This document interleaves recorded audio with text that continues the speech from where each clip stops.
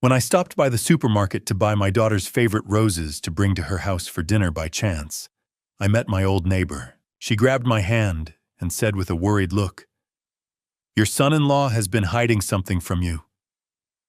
When I looked bewildered, she told me a truth that shocked me to the bone. I was forced to make a decision to destroy all the lies in order to save my beloved daughter. Welcome, everyone. Please like, subscribe, and comment where you're watching from. Quick note, this is a fictional story with dramatized elements. Names and details are imaginary, but the message resonates deeply. So what did my neighbor tell me that day? Let's find out. I never thought a Sunday afternoon trip to the grocery store would change everything. The King Soopers on Wadsworth Boulevard in Lakewood wasn't my usual spot.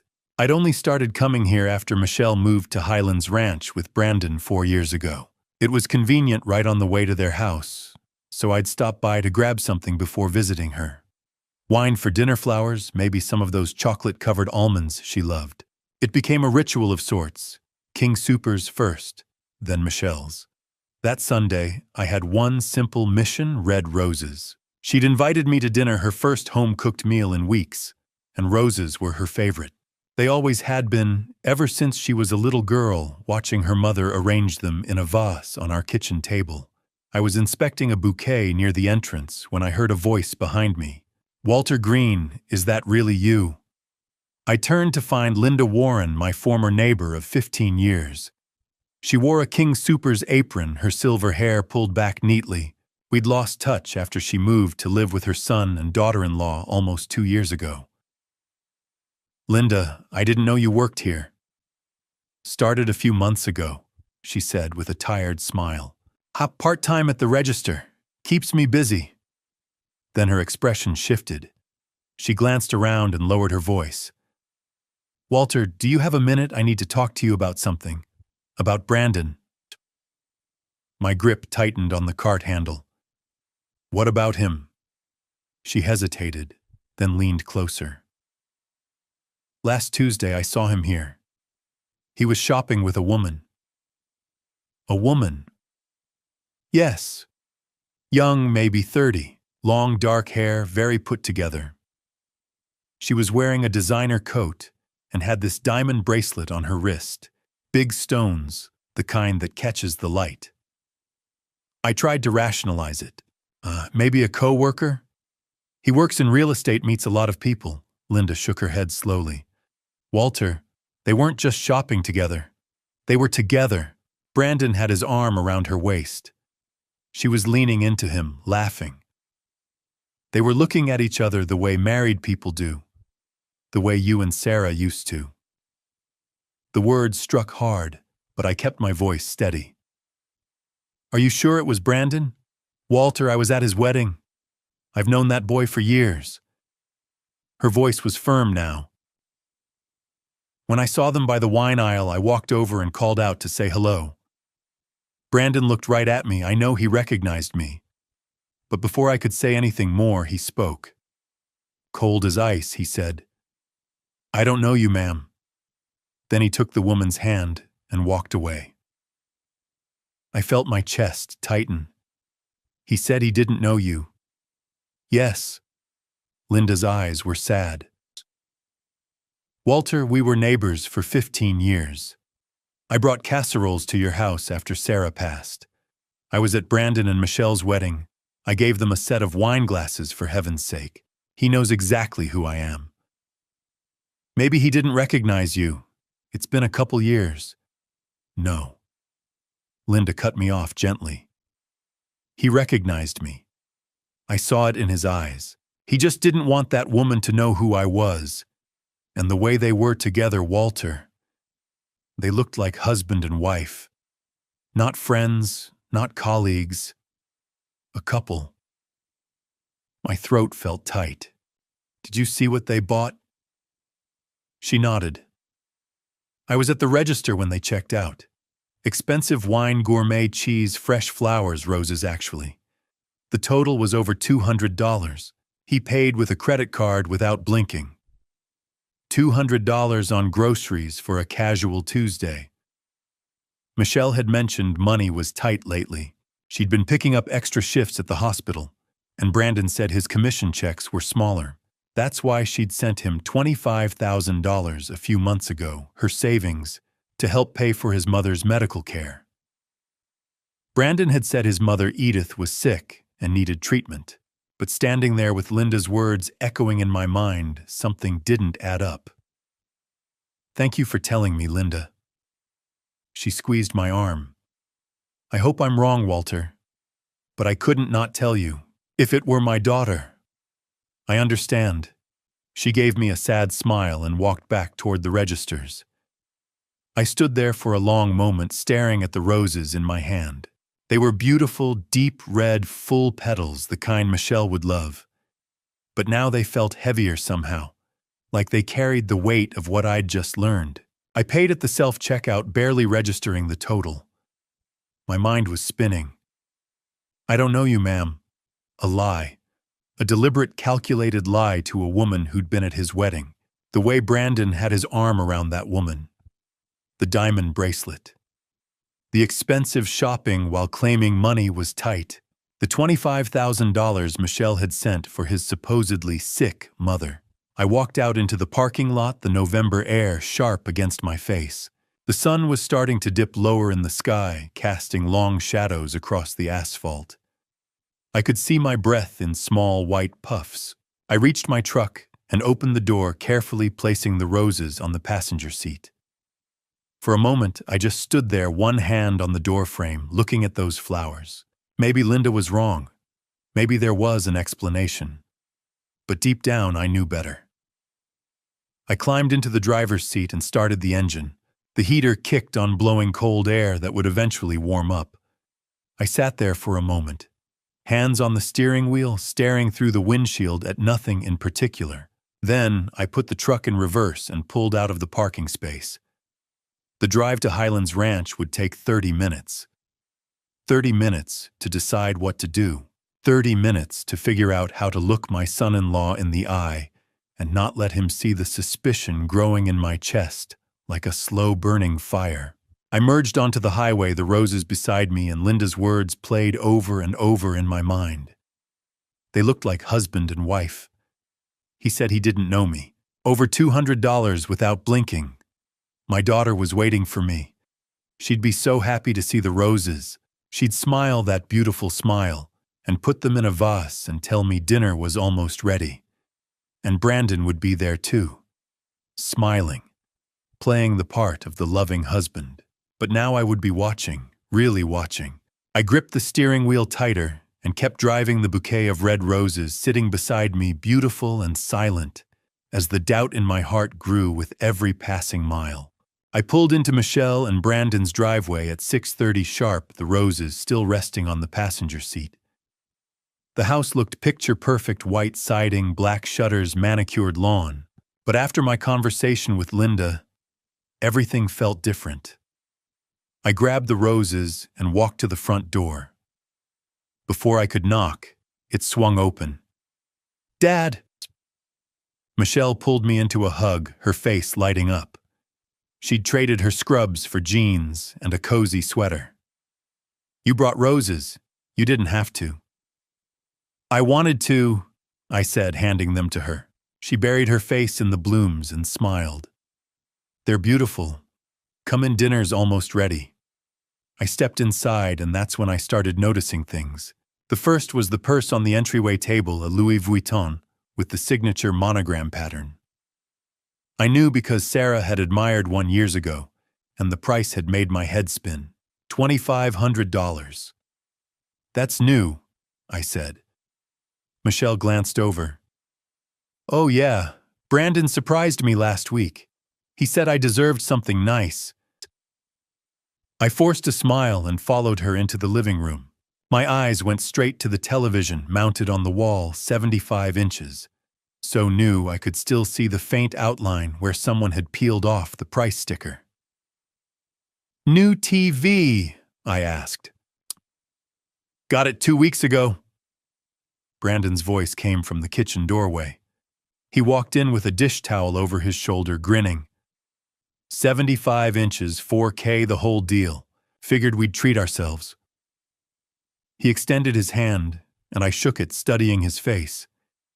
He looked the same as always, clean-cut, confident, polished. But now I couldn't help searching for cracks in that exterior. "Business must be good," I said. "Better than good." Brandon motioned for me to sit. Dio just closed a $2.5 million listing last month. Biggest commission check I've ever seen. The company gave me a bonus on top of it, KPI reward for hitting my quarterly targets. That's impressive. Yeah, it's been a great year. He leaned back casually. That's when I noticed the watch on his wrist, sleek silver with a black face, the Tag Heuer logo glinting under the lights. $2,000 at least. "Nice watch," I said. Brandon glanced at it and smiled. "Oh, treated myself after that last sale. Figured I'd earned it." Michelle came back with the roses arranged in a crystal vase. She sat beside Brandon, leaning into him. He draped his arm over her shoulders. All I could think about was Linda's words. He had his arm around her waist. They looked like husband and wife. "So, how's work, sweetheart?" I asked Michelle. She sighed. "Exhausting. I picked up 2 extra shifts last week. 3 code blues in one night. I barely slept." "You're working too hard." "I know, but..." She glanced at Brandon. "We've had some expenses lately. I wanted to help out." "Help out," I echoed. Brandon jumped in. "Yeah, my mom's been having some health issues. We've been covering her medical bills." I straightened.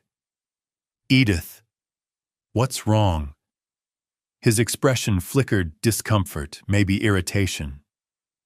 "She's got heart problems. Needs medication monitoring. It's been expensive." "How expensive?" Michelle answered. "I sent Brandon $25,000 a few months ago, from my savings, to cover her treatment and make sure she was comfortable. $25,000. The number hit me hard. That was Michelle's nest egg, years of savings scraped together from extra shifts and careful budgeting. Money she'd dreamed of using for a bigger house or a trip to Europe. And now it was gone. "That was generous of you," I said, carefully looking at Brandon. "How's your mother doing now?" "She's managing," he said, his tone clipped. "It's been tough, but we're doing what we can." "Where is she staying?"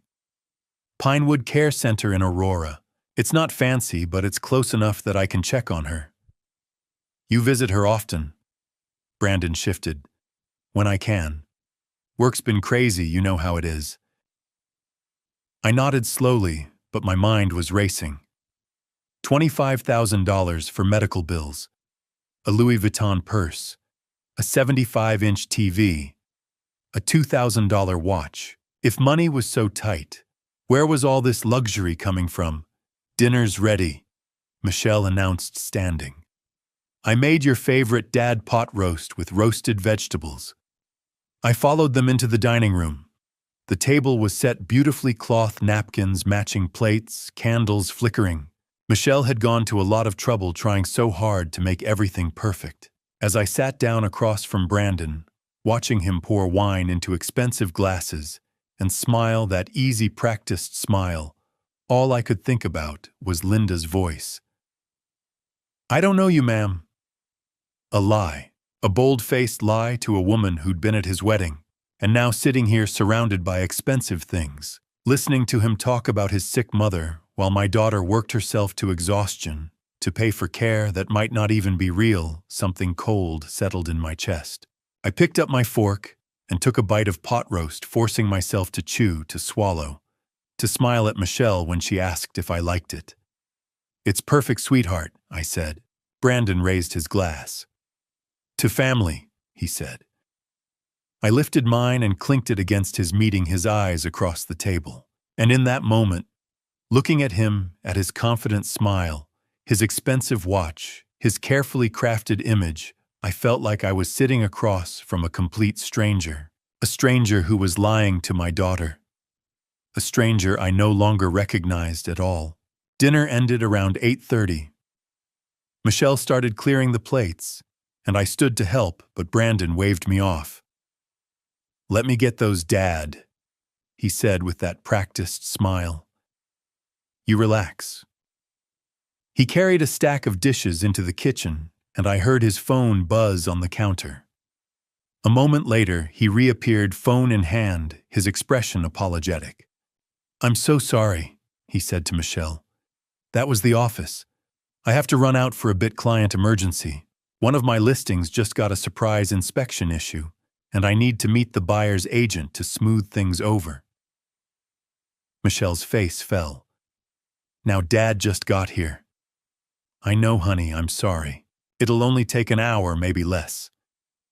He kissed her forehead, grabbed his keys from the hook by the door, and looked at me. "Walter, great seeing you. We'll do this again soon, yeah." Before I could respond, he was out the door.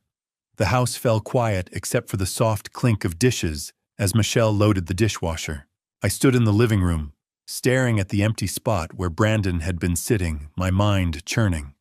An hour ago, I might have believed that story. But after what Linda told me, after seeing all those expensive things, after watching Brandon talk about his sick mother while wearing a $2,000 watch, I didn't believe a word of it.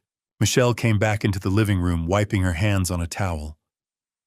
"Sorry about that, Dad. Brandon's job can be so unpredictable sometimes." "It's fine," I said. Then, before I could stop myself, I added, "Michelle, I need to talk to you about something." She sat down on the couch, tucking her legs underneath her. "What's up?" I took a breath. Today, when I was at King Soopers, I ran into Linda Warren. "You remember her, our old neighbor?" "Oh yeah. How's she doing?" "She's fine. She works there now." I paused, choosing my words carefully. "She told me something that's been bothering me. She said she saw Brandon last week at the store, with a woman." Michelle blinked. "A woman?" "A young woman. Linda said they looked close, like they were together." For a moment, Michelle just stared at me. Then she let out a short laugh. "Dad, are you serious right now?" "I'm just telling you what she said. Linda saw Brandon with a woman and she just assumed that he's cheating on me." Michelle's voice was rising. "Did it occur to you or to her that maybe it was a co-worker? Brandon works with women all the time."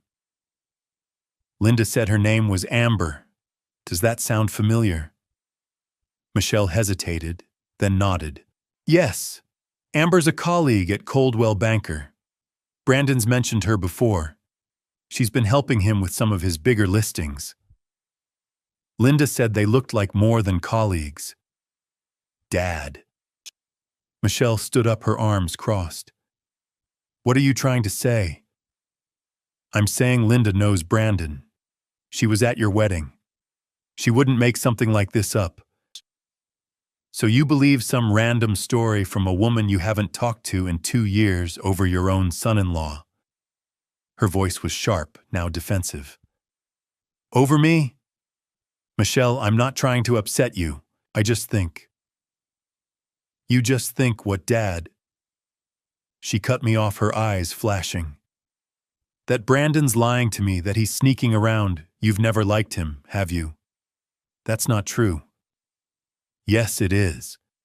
Her voice cracked. "From the day I brought him home, you've been looking for reasons not to trust him.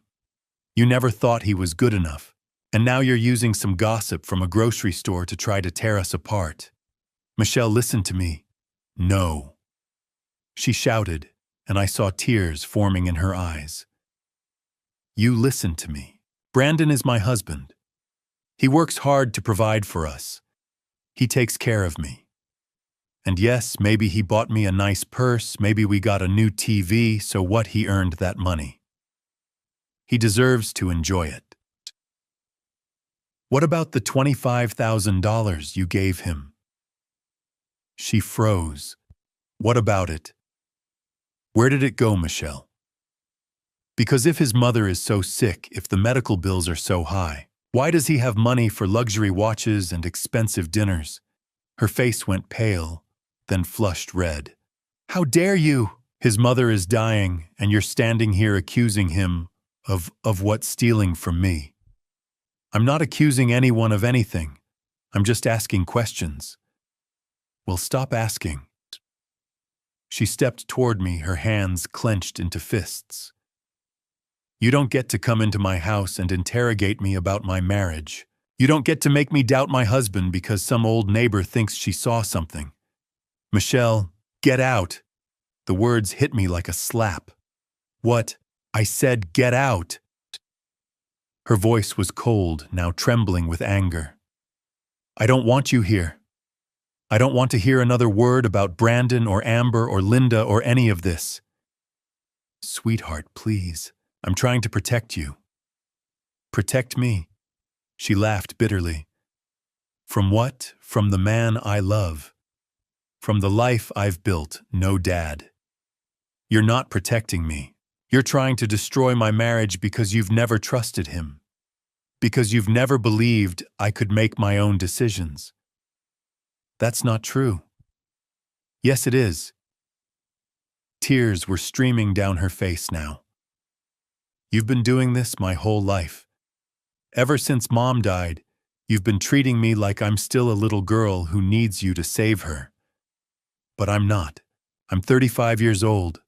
I have a career, a husband, a life.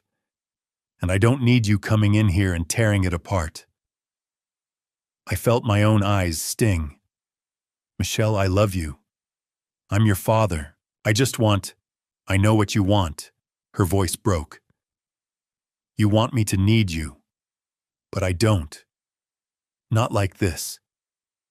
So please just leave. I stood there frozen, searching her face for any sign that she didn't mean it. But all I saw was anger and hurt and something else, something that looked like fear. Fear that I might be right. Then if you walk out that door, she said quietly, don't call me, don't text me, just give me space. From now on, you're not my father. Not until you can respect my choices. The words shattered something inside me. I looked at the coffee table where the roses I'd brought still sat in their crystal vase. Beautiful and red and already starting to wilt at the edges. Then I looked at my daughter, my strong, brilliant, heartbroken daughter, and I knew there was nothing I could say that would change her mind tonight. So I nodded, once turned, and walked to the door. I stepped out into the cold November night, and the door slammed shut behind me. I stood there on the porch, my breath fogging in the air, my chest tight with a pain I hadn't felt since Sarah died. But beneath the pain, something else stirred. Determination. If Michelle wouldn't listen, I'd have to find proof. Real, undeniable proof that Brandon was lying to her. And I wasn't going to stop until I had it. I didn't sleep that night. I lay in bed staring at the ceiling, replaying Michelle's words over and over. Don't call me. Don't text me. You're not my father. Every time I closed my eyes, I saw her face, angry, hurt, certain that I was wrong. But I knew I wasn't. By the time the sun came up Monday morning, I'd made my decision. If Michelle wouldn't listen to me, I'd have to find proof she couldn't ignore. Hard evidence that Brandon was lying to her. And I couldn't do that alone. I needed a professional. At 9 o'clock sharp, I was sitting in my truck outside a small office building on Spear Boulevard in downtown Denver. The sign on the second-floor window read, Marcus Reeves, Private Investigations. I'd found him online the night before, scrolling through reviews at 3 in the morning. Former police detective, 15 years of experience, specializes in infidelity and financial fraud. The reviews were solid. People said he was discreet, thorough, and honest. That was enough for me. I climbed the stairs and knocked on the frosted glass door. A voice called out, "Come in." The office was small but tidy. A desk sat near the window covered with file folders and a laptop. 2 chairs faced the desk, and the walls were lined with filing cabinets. No fancy decorations, no pretense. Just a workspace that looked like it got used every day. Behind the desk sat Marcus Reeves. He was maybe 45, with short dark hair starting to gray at the temples, broad shoulders, and the kind of weathered face that came from years of watching people at their worst. He stood and extended his hand. "Walter Green." "That's me." I shook his hand. His grip was firm. "Have a seat."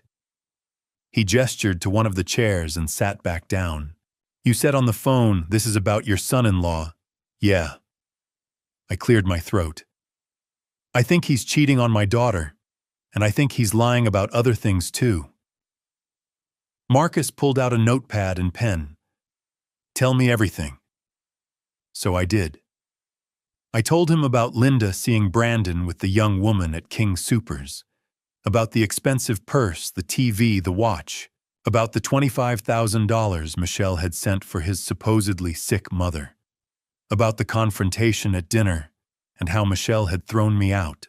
Marcus listened without interrupting, taking notes in quick, efficient strokes. When I finished, he set down his pen and looked at me. "How long have they been married?" 4 years. "And you've never suspected anything before now?" "No. Brandon always seemed fine. A little smooth maybe, but I figured that was just his job. Real estate guys are like that." Marcus nodded.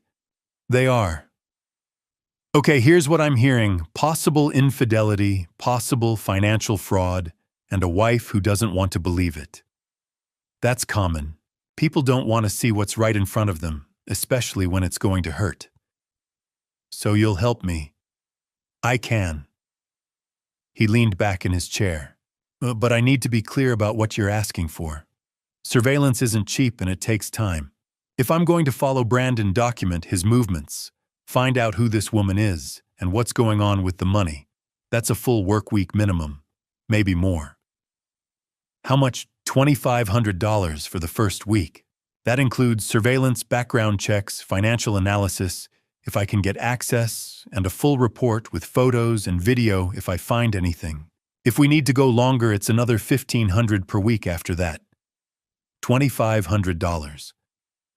That was more than I'd spent on anything in years outside of house repairs and my truck. But when I thought about Michelle, about the way she'd looked at me last night, so convinced I was wrong, I knew I'd pay 10 times that if it meant protecting her. "Done," I said. Marcus raised an eyebrow. "You don't want to think about it?" "No. I want you to start today." He nodded slowly, then pulled out a contract and slid it across the desk. "I'll need some information. Brandon's full name, date of birth if you know it. His car make and model license plate if you have it. Home address, work address. Any known associates. The woman's name if you have it." I gave him everything I knew. Brandon Coleman, 37 years old. Silver Audi Q5 license plate I'd memorized from seeing it in Michelle's driveway 100 times. Their address in Highlands Ranch. Coldwell Banker's office address downtown. And the name Amber, no last name. But Michelle had said she worked at the same real estate office. Marcus wrote it all down. "This Amber, do you know anything else about her? Just that she's young, maybe 30. Dark hair. Linda said she was wearing a diamond bracelet and a designer coat." "That's helpful. I'll start with the office, see if I can identify her." He looked up at me. "One more thing, Walter. If I find something, and I mean when, because in cases like this, there's usually something to find, it's going to hurt. You're going to see things you don't want to see. Are you prepared for that?" I thought about Michelle's face, her trust in Brandon, her belief that I was the one tearing her life apart. "I'm prepared," I said. Marcus nodded and stood extending his hand again. "Then we have a deal. I'll start surveillance this afternoon. I'll send you daily updates, text, or email, whichever you prefer. Photos, locations, notes. If I find anything significant, I'll call you right away. Thank you. Don't thank me yet, he said. Let's see what we find first. I left the office and walked back to my truck. The November sky was gray and heavy, threatening rain. I sat behind the wheel for a moment, staring at the contract Marcus had given me, proof that I'd just hired a private investigator to follow my son-in-law. A week ago, I would have laughed at the idea, but now it felt like the only option I had left. I started the engine and drove home, my phone on the seat beside me, waiting for Marcus's first report. Waiting for the truth. The report started coming in Monday afternoon. I was sitting at my kitchen table nursing a cup of coffee that had gone cold an hour ago when my phone buzzed. A text from an unknown number. This is Marcus. First update attached. Call if you have questions. I opened the attachment with shaking hands. The first photo showed Brandon's silver Audi parked in the lot at Cherry Creek Shopping Center. The timestamp read 12:47 p.m., barely 3 hours after I'd left Marcus's office. The second photo made my stomach drop. Brandon stood beside his car, his arm wrapped around a young woman's waist. She was laughing, her head tilted back, long, dark hair catching the sunlight. He was looking down at her with an expression I'd seen him give Michelle 1,000 times: affectionate, intimate, familiar. The third photo showed them kissing. I stared at the screen until my eyes burned, then set the phone down and pressed my palms against the table to stop my hands from shaking. There it was. Proof. Undeniable photographic proof that Linda had been right. I called Marcus. "Did you get the photos?" he asked. "Yeah." My voice sounded hollow. "That's her. That's the woman Linda saw. Her name's Amber Wright. 30 years old, works at Coldwell Banker, same office as Brandon. I talked to a couple people who know her. Sounds like they've been seeing each other for over a year. A year.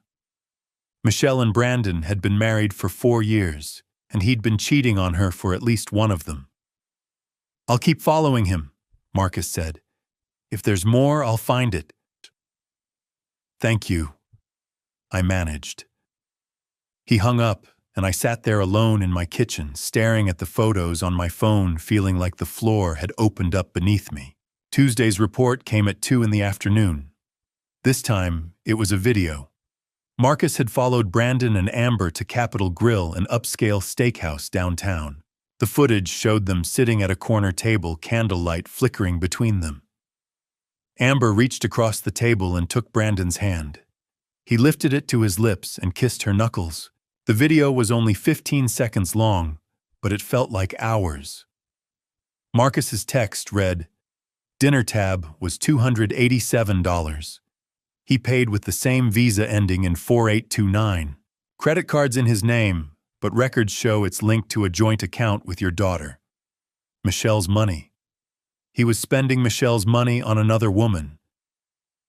I didn't call Marcus this time. I just sat on my couch and watched the video again and again until I couldn't stand it anymore. Wednesday brought photos from Trice Jewelers, a high-end jewelry store in Centennial. Amber stood at the counter trying on a diamond necklace. The stones caught the light glittering against her neck as she turned to show Brandon. He smiled and nodded, and the salesperson carefully placed the necklace back in its case. Marcus's text, "Pendant necklace, 1.5 carats, total weight. Price tag $3,847. He didn't buy it that day, but the salesperson said he came back the next morning and purchased it. Paid in full. Same Visa card.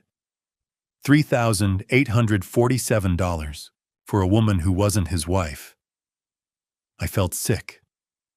Thursday's update came with more video. Brandon and Amber walking out of Trice Jewelers. Brandon carried a small silver bag with the store's logo on it. As they reached his car, he stopped, pulled the necklace out and fastened it around Amber's neck. She threw her arms around him and kissed him right there in the parking lot. Marcus's text, total, confirmed spending so far jewelry $3,847. Restaurants, 3 dinners, $780. Shopping 2 trips to Cherry Creek, estimated $1,200. That's just what I've documented this week. Financial analysis shows similar patterns going back 8 weeks.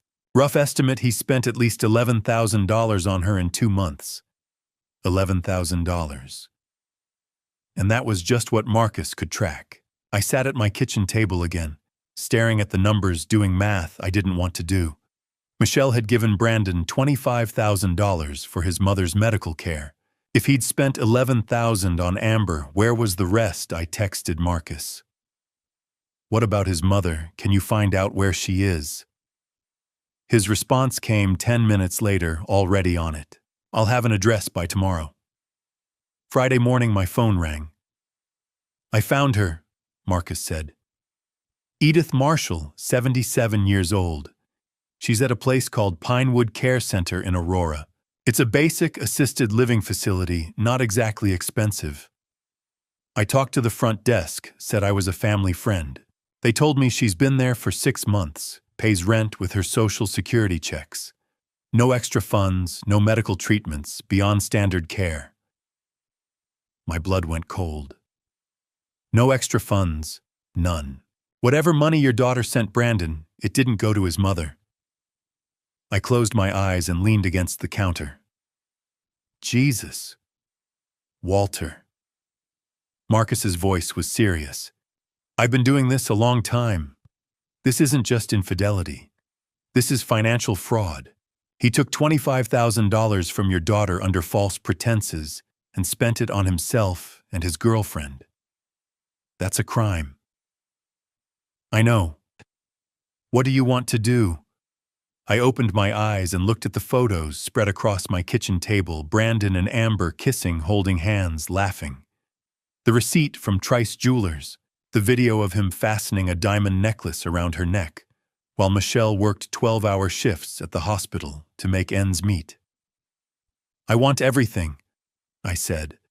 Every photo, every receipt, every detail you can find. I'm going to show Michelle the truth, and she's going to have to face it. I'll send you the full report this afternoon, Marcus said. But Walter, there's one more thing you should do. What? Go see his mother. Talk to her yourself. If Michelle won't believe the photos, maybe she'll believe Edith. I nodded even though he couldn't see me. I will. Good luck, Marcus said, and hung up. I stood in my kitchen staring at my phone at the evidence of my son-in-law's betrayal, stacked up in texts and photos and cold, hard numbers. $25,000. Gone. And Michelle had no idea. At 1 o'clock, my phone buzzed one last time. Another text from Marcus' final report sent to your email. Pinewood Care Center address 2847 Peoria Street, Aurora, Colorado. Visiting hours 9 a.m. to 7 p.m. daily. Her room number is 14. I stared at the address for a long moment. Then I grabbed my keys. It was time to meet Edith Marshall. Saturday morning, I drove to Aurora. Pinewood Care Center sat on a quiet street lined with bare trees, a low brick building that looked like it hadn't been updated since the 70s. The parking lot was half empty, the asphalt cracked. A faded sign near the entrance read, Visiting hours 9 a.m. to 7 p.m. daily. I parked and sat for a moment staring at the building. This was where Brandon's mother lived. The woman Michelle had given $25,000 to help. I grabbed the small bag of groceries I'd brought, oranges, crackers, chocolate, and walked inside. The lobby smelled like disinfectant and overcooked vegetables. A tired-looking receptionist barely glanced up as I approached. I'm here to see Edith Marshall, I said. Room 14. She nodded toward a hallway. Down there, second door on the left. I walked down the narrow corridor, fluorescent lights buzzing overhead. I found room 14 and knocked gently. "Come in," a thin voice called. The room was small, maybe 10 by 12 feet, a single bed with a faded floral blanket, a wooden dresser with a few framed photos, a small television on a rolling cart. The window overlooked the parking lot half covered by drawn blinds. Sitting in a worn armchair by the window was Edith Marshall. She was tiny, maybe 5 feet tall, barely 100 pounds. Her white hair was thin and pulled back in a bun, and she wore an oversized cardigan over a simple house dress. Her hands, resting on the chair arms, were gnarled with arthritis. "Mrs. Marshall," I said softly. She looked up, her pale blue eyes wary. "Yes. My name is Walter Green. I'm Michelle's father, Brandon's father-in-law." Her expression shifted surprise, then relief. "Michelle's father. Oh my goodness. Please sit down." She gestured to the bed. I set the groceries on the dresser and sat. "I brought you a few things." "That's very kind." Her voice trembled. "I don't get many visitors. Brandon doesn't come by." Her face fell. "No, he calls sometimes, maybe once a month. But he hasn't been here in 6 months. Maybe longer." 6 months. "What about Michelle? Does she visit?" Edith shook her head sadly. "No, but she calls. Or she tries to. She's such a sweet girl, always asking how I'm doing. But Brandon told me not to answer when she calls." I stared at her. "He told you not to answer?" "Yes. He said it would upset her to know how I'm really doing, that it's better if I don't talk to her." So I stopped picking up. Brandon hadn't just lied to Michelle. He'd actively blocked her from his mother. "Mrs. Marshall," I said carefully, "Michelle sent Brandon $25,000. She thought it was for your medical care. Treatments, medications, making sure you were comfortable." Edith's eyes went wide. $25,000. "Yes." She shook her head slowly. "I haven't seen a penny of that money. I pay my rent here with Social Security, $1,200 a month. That's all I have. The staff are kind, but this place isn't expensive, and I'm not getting any special treatments, just regular medications for blood pressure and arthritis." I felt like I'd been punched in the gut. "He told Michelle you were very sick, that you needed the money." "I'm not sick," Edith said, her voice breaking. "I'm just old and lonely." We sat in silence. I looked around the room, the thin blanket, the ancient television, the drafty window. Cold air seeped in despite the cardigan wrapped around her. "Mrs. Marshall, do you have a winter coat?" She blinked. "I have an old one, but it's worn out. The zipper's broken." "Brandon promised to buy you a new one, didn't he?" Her eyes filled with tears. "How did you know?" "Just a guess. He said he'd get me a navy blue one, a warm one, but he never did." She wiped her eyes. "I don't mean to complain. He's my son. I'm sure he's busy. Too busy to visit his mother. Too busy to buy her a coat, but not too busy to spend $11,000 on his girlfriend." I stood up. "Mrs. Marshall, I'm going to buy you that coat. Navy blue, just like he promised. And I'm going to bring Michelle here to see you. Soon." Edith looked up at me, her eyes wide with hope. "You will, I promise." She reached out and took my hand, her grip weak but warm. "Thank you, Walter. You're a good man. Michelle is lucky to have you." I squeezed her hand gently and left. I sat in my truck, staring at the building. The image of Edith's cold, lonely room burned into my mind. $25,000. Michelle had given Brandon $25,000. Marcus had tracked $11,000 spent on Amber jewelry dinners shopping. That left $14,000. $14,000 that wasn't going to Edith's care. Wasn't going to medical bills or a better facility or the warm coat Brandon had promised her. Where had it gone? I pulled out my phone and called Marcus. I just met his mother, I said, and she's living in a bare room with broken heating, paying rent with Social Security. She hasn't seen a dime of that $25,000. Brandon's been lying about everything. Marcus was quiet for a moment. So, what's your next move? I looked back at the building at the window where Edith's room was. I thought about Michelle working herself to exhaustion, trusting the man she loved. I thought about Brandon kissing Amber in parking lots, fastening diamond necklaces around her neck, spending money that wasn't his, while his own mother sat alone in a cold room waiting for a coat he'd never buy. I'm going to find out where the rest of that money went, I said, and then I'm going to show Michelle everything. Every photo, every receipt, every lie. Good, Marcus said. I'll keep digging. I hung up and started the engine. $14,000. Brandon had stolen from Michelle, abandoned his mother, lied to everyone, and I was going to make sure he paid for it. I was still sitting in my truck outside Pinewood Care Center when my phone buzzed at 3 o'clock Saturday afternoon. An email from Marcus. The subject line read, "Urgent, found something big." I opened it. Walter, I dug into Brandon's credit card records from the past 2 months.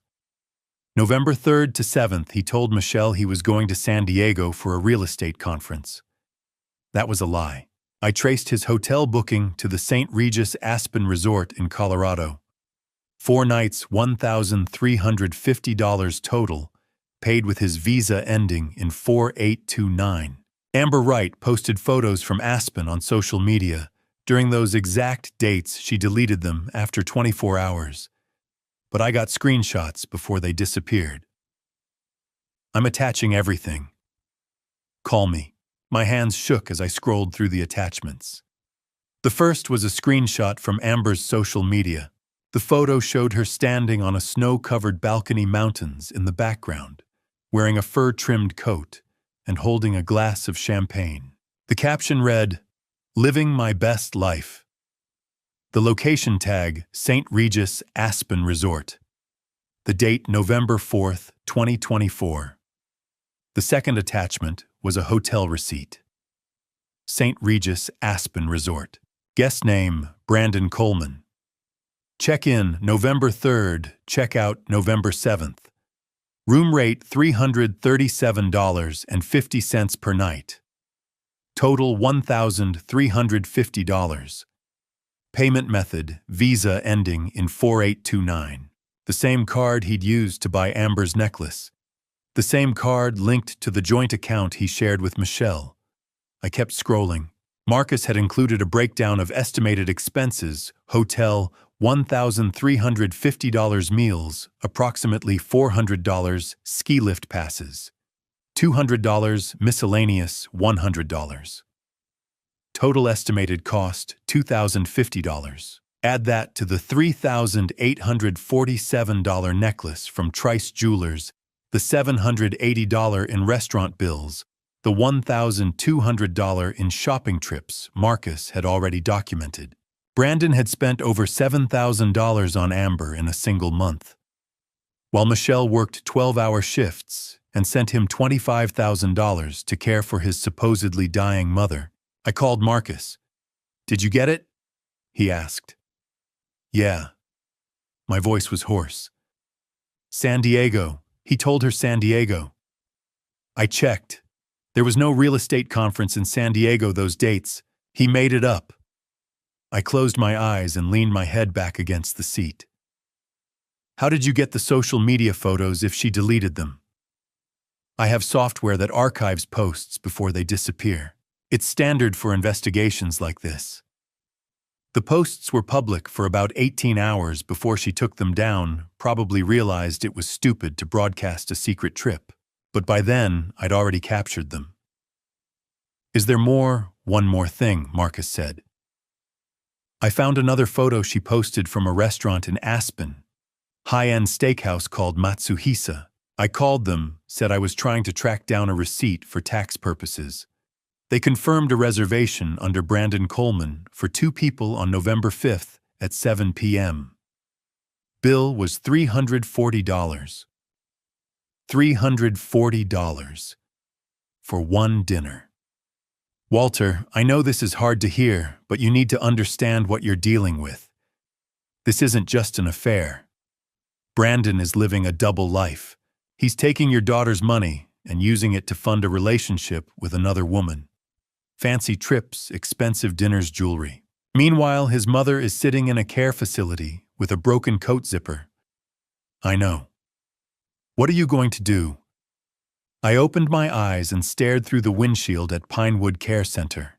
I need to talk to Michelle, not to accuse her or upset her, just to confirm the timeline. If she tells me Brandon went to San Diego those dates, then I know for sure he's been lying to her face. "Just be careful," Marcus said. "If she's still in denial, she might warn him you're investigating." "I'll be careful." I hung up and sat there for a long moment, phone in my hand, trying to decide how to approach this. Finally, I dialed Michelle's number. She answered on the 3rd ring. "Dad." Her voice was guarded cold. We hadn't spoken since she'd thrown me out Sunday night. "Hi, sweetheart," I said, keeping my tone light. "I know you asked for space, and I'm respecting that. I just wanted to check in. How are you?" Silence, then, "I'm fine." "Good. That's good." I paused. I was thinking about Brandon's work. He mentioned he travels a lot for showings and conferences. Does he go out of town often? Sometimes. Why? No reason. Just curious.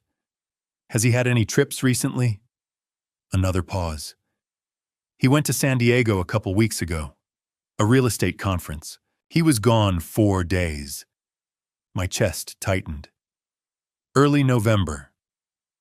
"Yeah, November 3rd through the 7th. Why are you asking? Just making conversation." I forced myself to sound casual. "How was it? Did he enjoy the conference?" "I think so. He said it was exhausting, lots of networking, late meetings. He came home pretty tired." Tired. Because he'd been skiing in Aspen with his girlfriend, not attending a conference in San Diego. "That sounds tough," I said. "Well, I'm glad he's working hard." "Dad, why are you really calling?" "I just miss you, Michelle. I hate how we left things." Her voice softened slightly. "I miss you too. But I meant what I said. I need you to trust me and my marriage." "I know. I'm trying." We talked for a few more minutes, small talk, careful and strained, and then she said she had to go. I told her I loved her. She hesitated, then said it back. When I hung up, I stared at Marcus's email on my phone. Michelle had just confirmed it. Brandon told her he went to San Diego for a conference from November 3rd to 7th. But he hadn't. He'd gone to Aspen, with Amber, and spent over $2,000 of Michelle's money doing it. I sat there in the parking lot of Pinewood Care Center, looking at the photos on my screen. Amber on the balcony with champagne. Brandon's name on the hotel receipt. The restaurant bill. The ski passes. My daughter was working herself to exhaustion, trusting her husband completely. And he was lying to her face. Over and over again. I realized then, with painful clarity, that Michelle wouldn't believe me if I just told her. She'd already chosen Brandon's word over mine once. She'd thrown me out of her house for even suggesting he was unfaithful. But she couldn't argue with proof. Hard evidence. Photos, receipts. A paper trail she couldn't deny. I needed more than what I had. I needed everything. Monday afternoon at 2 o'clock, I walked into the Coldwell Banker office on Grant Street in downtown Denver. The building was modern, all glass and polished steel, with the company logo gleaming above the entrance. I'd driven past it 100 times, but never been inside. Now, standing in the marble lobby, I felt like I was stepping into enemy territory. I took the elevator to the 3rd floor and pushed through the glass doors into the real estate office.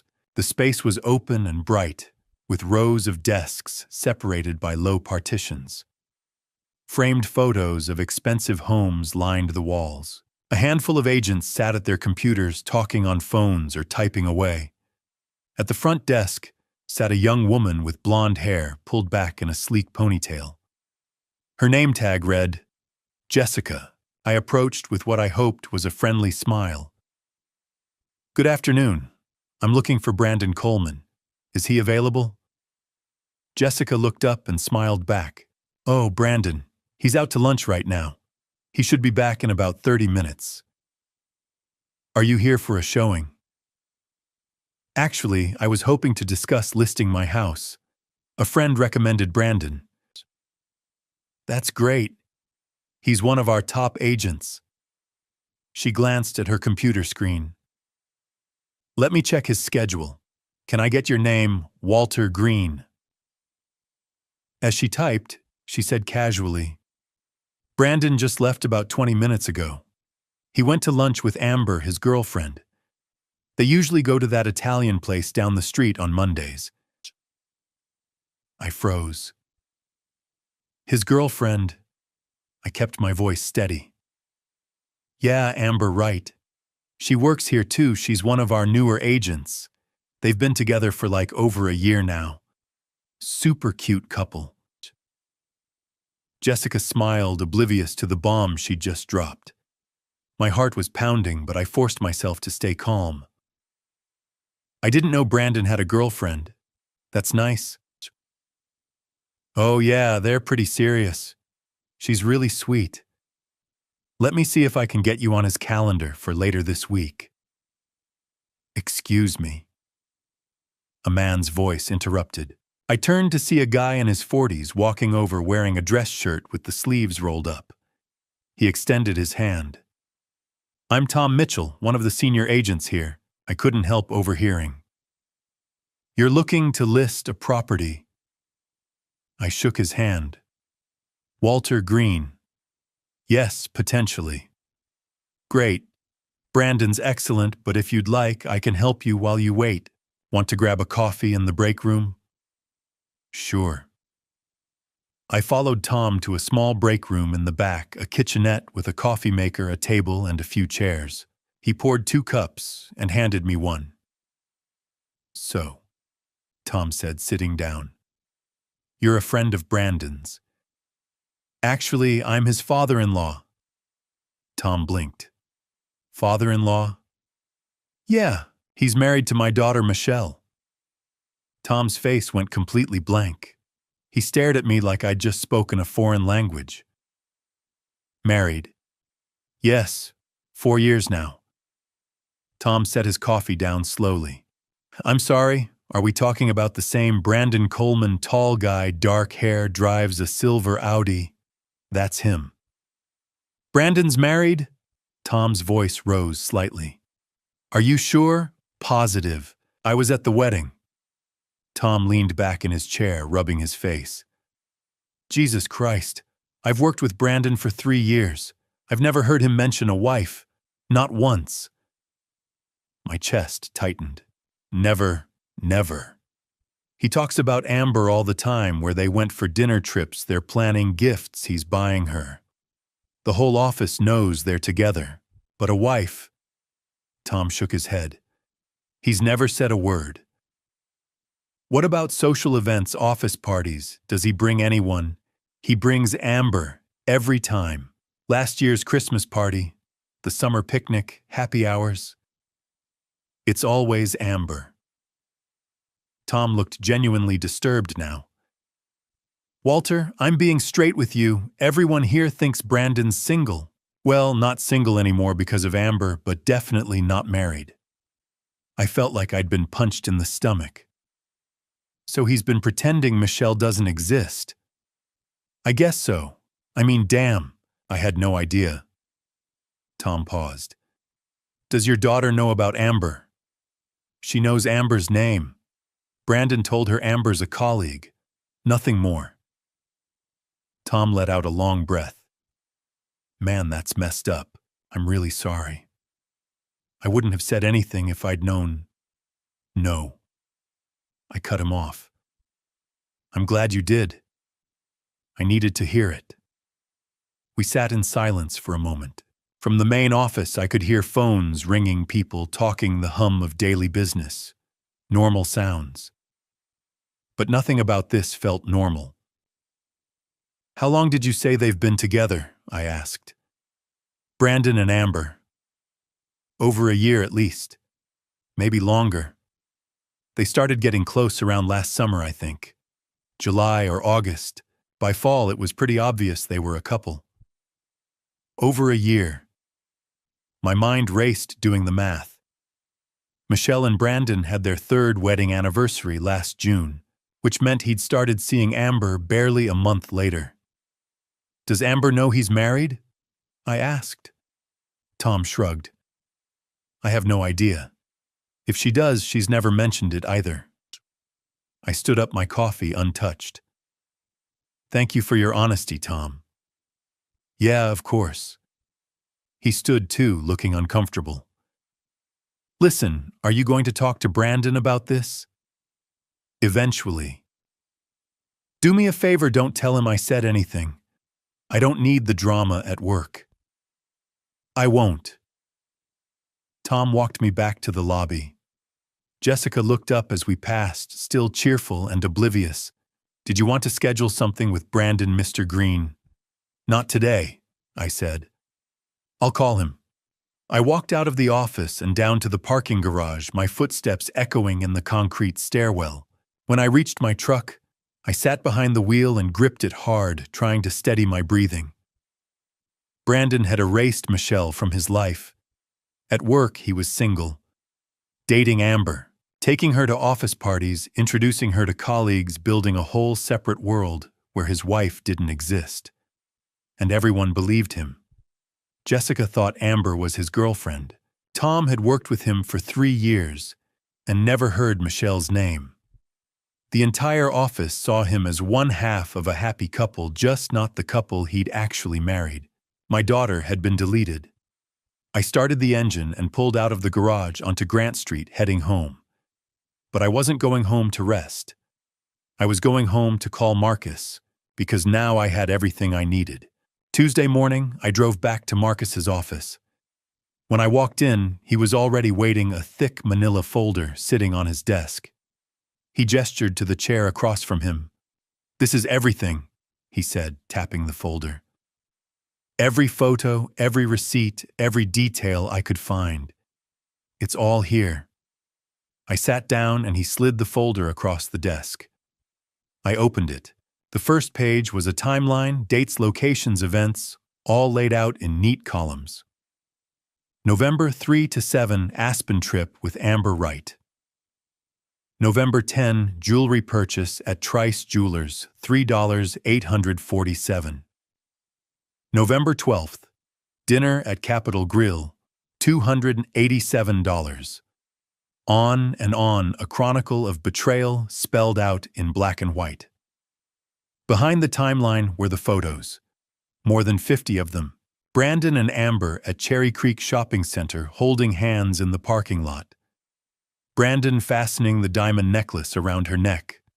The two of them at a candlelit table at Capitol Grill, Amber on the balcony and Aspen champagne in hand. Then came the receipts. Hotel bills, restaurant tabs, credit card statements showing charges to the Visa ending in 4829, the joint account Brandon shared with Michelle. I dug deeper into Amber Wright, Marcus said. 30 years old. She and Brandon dated about 6 years ago before he met your daughter. They broke up. He moved on, married Michelle. Then, a year and a half ago, Amber got hired at Coldwell Banker. They reconnected and started the affair. Yeah, from what I can tell, Amber thinks Brandon's getting divorced. She's been posting on social media about new beginnings and fresh starts. I don't think she knows he's still living with his wife. I closed my eyes for a moment. Even Amber was being lied to. How much has he spent on her? I asked. Marcus pulled out a spreadsheet. Why, based on what I can document, Trice Jewelers necklace, $3,847. Aspen trip, approximately $2,050. 3 dinners at high-end restaurants, $780. Shopping trips at Cherry Creek, estimated $1,200. Flowers, wine gifts, another $600 or so. Total confirmed spending just over $11,000. In 2 months. In 2 months, Marcus confirmed. And that's just what I could track. There's probably more. I stared at the numbers. $11,000 of Michelle's money spent on another woman. And that left $14,000 from the original $25,000, still unaccounted for. What about the rest of the money? I asked. Marcus shook his head. I can't trace it. It's possible he moved it to a separate account I don't have access to, or spent it on things that don't leave a paper trail. Cash withdrawals, maybe. Or he's saving it. Either way, it didn't go to his mother. I thought about Edith sitting in that cold room with her broken coat zipper, living on $1,200 a month in Social Security, while her son stole from his wife. Walter. Marcus said, his voice serious. I need to warn you. When you confront Brandon with this, he's going to know he's been caught. And cornered people do unpredictable things. He might get angry. He might threaten you or Michelle or both. Be prepared. I will. Do you have a plan? Yeah. I looked down at the folder. I'm going to organize all of this, put it into categories so Michelle can see exactly what he's done. Then I'm going to call her and ask her to come over. I won't tell her what it's about, I'll just say I want to talk. Marcus nodded. She might not come. She was pretty clear about needing space. I know. That's why I'm going to use something she can't refuse. What's that? I hesitated, then said, my wife Sarah had a pearl necklace. It was her mother's, passed down through the family. When Sarah died, I kept it. I've been meaning to give it to Michelle for years, but I was waiting for the right moment. She knows about it. She's asked about it before. And you're going to use it as bait. Yeah. The word tasted bitter. I'll tell her I want to give it to her. That it's time. She'll come. And when she does, I'll show her everything. Marcus leaned back in his chair. That might work. Just be ready for her reaction. Denial, anger, maybe even blaming you for digging into her marriage. It's not going to be easy. I know. He stood and extended his hand. Good luck, Walter. I hope she listens. I shook his hand, gathered the folder, and left. Back home, I spread everything out on my kitchen table.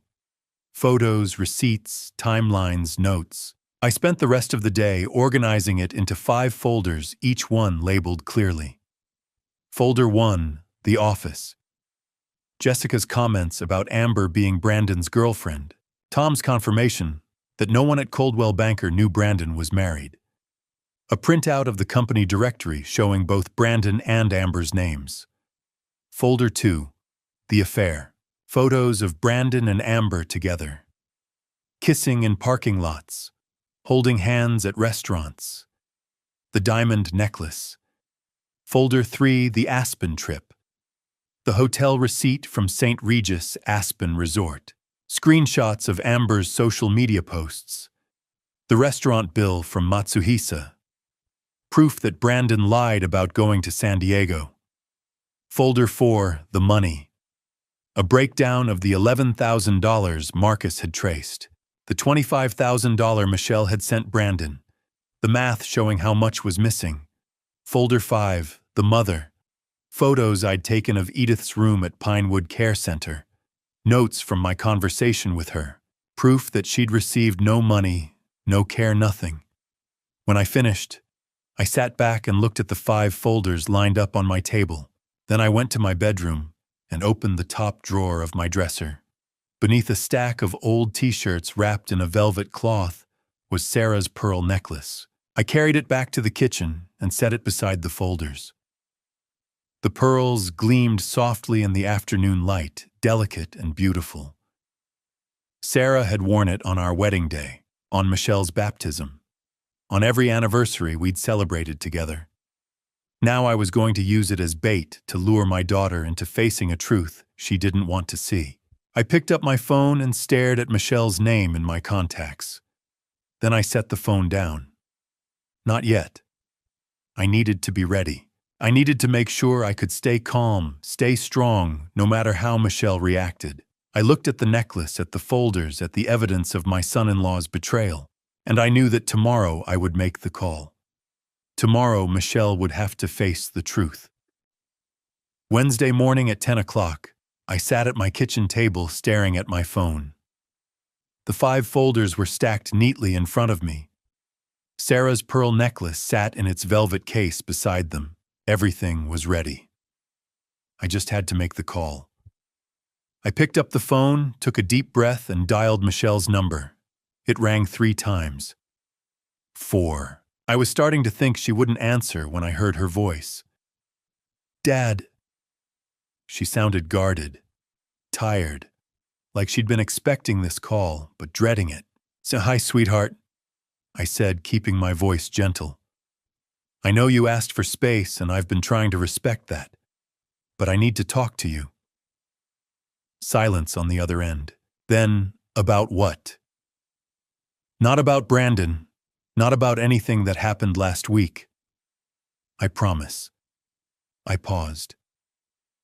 I want to apologize. For how I handled things at dinner. For upsetting you. You were right, I should have trusted your judgment. More silence. I could hear her breathing, weighing my words. "Okay," she said finally. "Apology accepted. Is that all?" "No." I looked down at the pearl necklace. "I found something. Your mother's necklace. The pearl one." I heard her inhale sharply. "Mom's pearls." "Yeah, I've been looking for it for months. I knew it was somewhere in the house, but I couldn't remember where I'd put it after she..." I let the sentence trail off. "Anyway, I found it yesterday, in the back of my dresser." "Dad." Michelle's voice softened, and I could hear the shift immediately. "You found it." "I did, and I want you to have it. Your mother always said it should be yours." Michelle was quiet for a long moment. I knew what that necklace meant to her. She'd watched Sarah wear it on special occasions her whole life. At our anniversary dinners, at Michelle's college graduation, at parent-teacher conferences when Michelle was in elementary school and Sarah wanted to look her best. The last time Sarah wore it was at Michelle's wedding. She'd insisted on it, said it was tradition that something borrowed, something blue wasn't enough, without something that connected 3 generations of women. "I thought it was lost," Michelle said, and I could hear the emotion catching in her voice. "So did I. But it's here. It's safe. And it's yours. Can I come get it?" "Of course, but I'd like to do this properly. Come over for dinner, Saturday night, 7 o'clock. I'll make pot roast the way you like it with the carrots and those little red potatoes. We can talk, have a nice evening, and I'll give you the necklace. What do you say?" Another pause. I held my breath, waiting. "Just you and me?" she asked carefully. "Well, Brandon's welcome too if he wants to come. I don't want to exclude him. This is a family thing, and he's family." The words tasted like ash in my mouth, but I forced them out. I heard muffled voices on the other end of the line, Michelle covering the phone, talking to someone in the background. Brandon, almost certainly. I couldn't make out the exact words, but I could hear the tone. His voice was low, insistent. Hers was questioning, uncertain. The conversation lasted maybe 15 seconds. Then Michelle came back on the line. "Brandon says he'd like to come," she said. "If that's really okay with you." "Perfect. Exactly what I needed. Of course it's okay," I said, injecting warmth into my voice. "I'd be happy to have him. 7 o'clock Saturday. I'll have everything ready." "Okay." Michelle sounded relieved, maybe even a little hopeful. "Saturday at 7. We'll be there." "Thank you, sweetheart. I'm really looking forward to it. It's been too long since we've had a proper family dinner." "Me too, Dad. And thank you for finding the necklace, for wanting to give it to me. It means a lot." "I know it does," I said quietly. "Your mother would want you to have it. She always did. I love you, Dad." The words hit me harder than I expected. "I love you too, sweetheart. More than you know." We said our goodbyes and I hung up. I sat there for a long moment, phone still in my hand, staring at the 5 folders on the table. My heart was pounding. My hands were shaking slightly. Saturday, 7 o'clock. Michelle and Brandon would walk through my door expecting a reconciliation dinner and a family heirloom. Instead, they'd get the truth. All of it. I set the phone down and picked up Sarah's pearl necklace. The pearls gleamed softly in the morning light, smooth and perfect. Sarah had worn this on our wedding day, on the day Michelle was born, on every important occasion for 30 years. And now I was using it as bait to lure my daughter into the hardest conversation of her life. "I'm sorry, Sarah," I whispered to the empty kitchen, "but I have to do this. I have to save her." I placed the necklace carefully back in its velvet case and closed the lid. Then I looked at the 5 folders again. Each one contained a piece of Brandon's betrayal. Each one held proof that would shatter Michelle's world. But it had to be done. Because Brandon was coming. He'd taken the bait just like I'd hoped.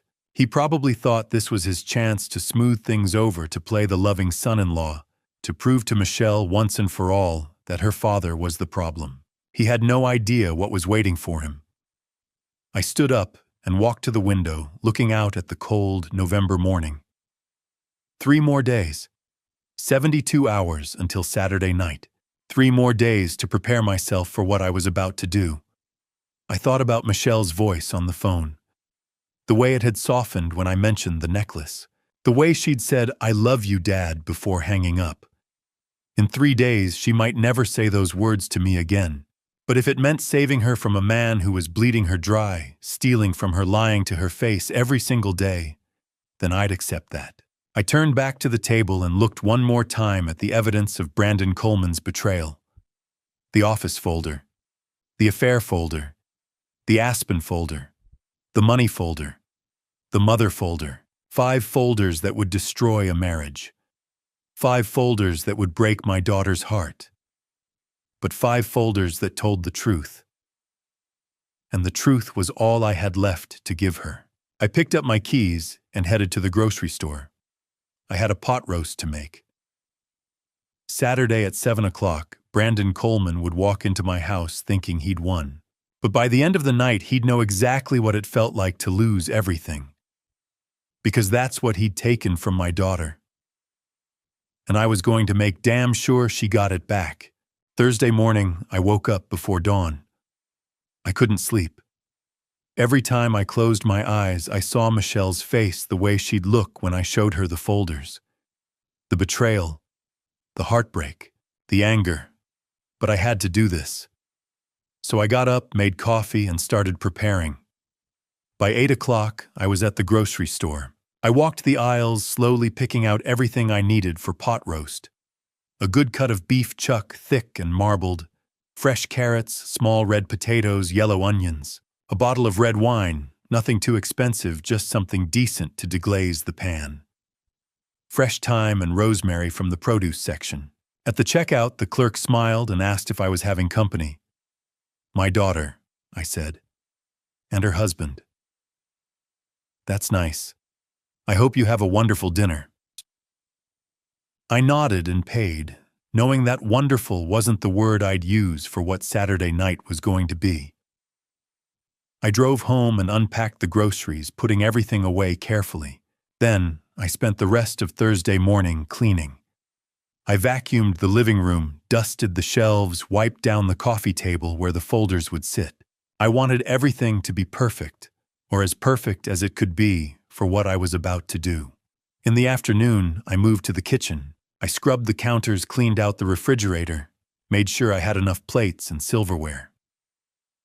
Sarah's good china was still in the cabinet, white with delicate blue flowers around the edges. I took it down, washed each piece by hand, and set it aside to dry.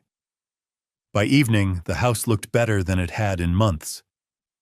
Almost like Sarah was still here, keeping everything in order. I sat down at the kitchen table with the 5 folders spread in front of me. I opened each one, reading through the contents again. The photos, the receipts, the notes from my conversation with Tom at Coldwell Banker, the timeline of Brandon's lies. I rehearsed what I was going to say, how I'd start, how I'd present each piece of evidence, how I'd stay calm when Michelle got angry and she would get angry. I practiced in front of the bathroom mirror, speaking out loud to my own reflection. "Michelle, I know this is hard to hear, but I need you to look at these photos. Brandon told you he went to San Diego. Here's proof he was in Aspen. Your mother deserved better than this, and so do you." The words felt heavy in my mouth, rehearsed lines for a conversation that would destroy my daughter's marriage. I went to bed late Thursday night, but sleep didn't come easy. Friday morning, I woke up to my phone ringing. It was Marcus. "Just checking in," he said. "You still going through with it tomorrow?" "Yeah." "How are you holding up?" "I'm fine." I lied. "Walter, I've done this job a long time. I've seen a lot of confrontations. They don't always go the way you hope. Be prepared for Michelle to defend him, to get angry at you instead of him. People don't want to believe the worst about the person they love." "I know." "And be careful with Brandon. If he feels cornered, he might react badly. Yelling threats may be worse. Do you have anyone who can be there with you?" "No. It has to be just the 3 of us." Marcus sighed. "All right. But if things get out of hand, call the police. Don't try to handle it yourself." "I won't." "Good luck, Walter. I hope she listens." "Me too." I hung up and spent the rest of Friday morning preparing the pot roast. I browned the beef in a heavy Dutch oven, the smell filling the kitchen. Then I added the wine, the broth, the vegetables, the herbs. I covered it and slid it into the oven on low heat, letting it cook slowly the way Sarah used to do it. By noon, the house smelled like home, like family dinners and Sunday afternoons and everything Michelle associated with safety and love. I hated that I was using that against her. At 6 o'clock Friday evening, I took the 5 folders and carried them into the living room. I opened the cabinet under the coffee table and placed them inside, hidden but ready. All I'd have to do tomorrow was reach down and pull them out. Then I went back to the kitchen and checked the pot roast. It was perfect, the meat falling apart, the vegetables tender. I turned off the oven and let it rest. At 6:45, I set the dining room table. Sarah's good china, cloth napkins, candles in the center. I opened the velvet case with the pearl necklace and placed it on a small blue cushion at the head of the table, right where Michelle would sit. The pearls gleamed in the candlelight. I stood there for a moment looking at the table. It looked beautiful, like a celebration. But it wasn't. It was a trap. I checked my watch. 6:55. Michelle and Brandon would be here any minute. I walked to the living room and stood by the window watching the street. The sun had already set and the neighborhood was quiet. A few houses had their porch lights on. Somewhere down the block, a dog barked. Then I saw headlights turn onto my street. A silver Audi. My heart started pounding. The car pulled into my driveway and stopped. The engine cut off. The doors opened. Michelle stepped out first, wearing a dark blue dress and a coat. Brandon followed, dressed in slacks and a button-down shirt. They looked like they were going to a nice dinner. They had no idea. I moved away from the window and walked to the front door. 6:58. The doorbell rang. I closed my eyes, took a deep breath, and opened the door. At 7 o'clock, Michelle and Brandon stepped into my house. Michelle looked around, taking in the clean living room, the smell of pot roast wafting from the kitchen. She smiled, but it was tentative, guarded. The tension from our last conversation still hung between us. "Hi, Dad," she said again, softer this time. Come in," I said, stepping aside. "Let me take your coats." Brandon handed me his jacket, flashing that practiced smile of his. "Thanks for having us, Walter. How've you been?" "Good," I lied. "Really good. Come on, dinner's just about ready." I led them into the dining room. Michelle's eyes went immediately to the table, the candles, the good china, the pearl necklace sitting on its blue velvet cushion at her place setting. She gasped. "Dad, is that your mother's pearls?" I finished. "Go ahead, take a look." She walked over slowly, almost reverently, and picked up the necklace. The pearls gleamed in the candlelight as she held them up, her eyes filling with tears. "It's beautiful," she whispered. "I can't believe you found it. I told you I would." She looked at me, and for a moment the tension between us dissolved. "Thank you. You can put it on after dinner if you want. For now, let's eat." We sat down, Michelle and Brandon on one side of the table, me across from them. I served the pot roast, spooning the tender beef and vegetables onto their plates. Steam rose from the food, and for a few minutes the only sound was the clink of silverware against china. "This is delicious, Dad," Michelle said, breaking the silence. "Your mother's recipe. I'm glad you like it." Brandon cut into his beef and nodded. "Really good, Walter. You're a great cook." "Thanks." The conversation was stilted polite, like we were all strangers trying to make small talk. I watched Brandon as he ate, the way he smiled at Michelle, the way he touched her hand briefly when she passed him the salt. He looked relaxed, confident. He had no idea what was coming. "So," Brandon said after a few minutes, leaning back slightly. "I had a great week at work. Closed 2 deals, both of them big ones. Commission's looking good.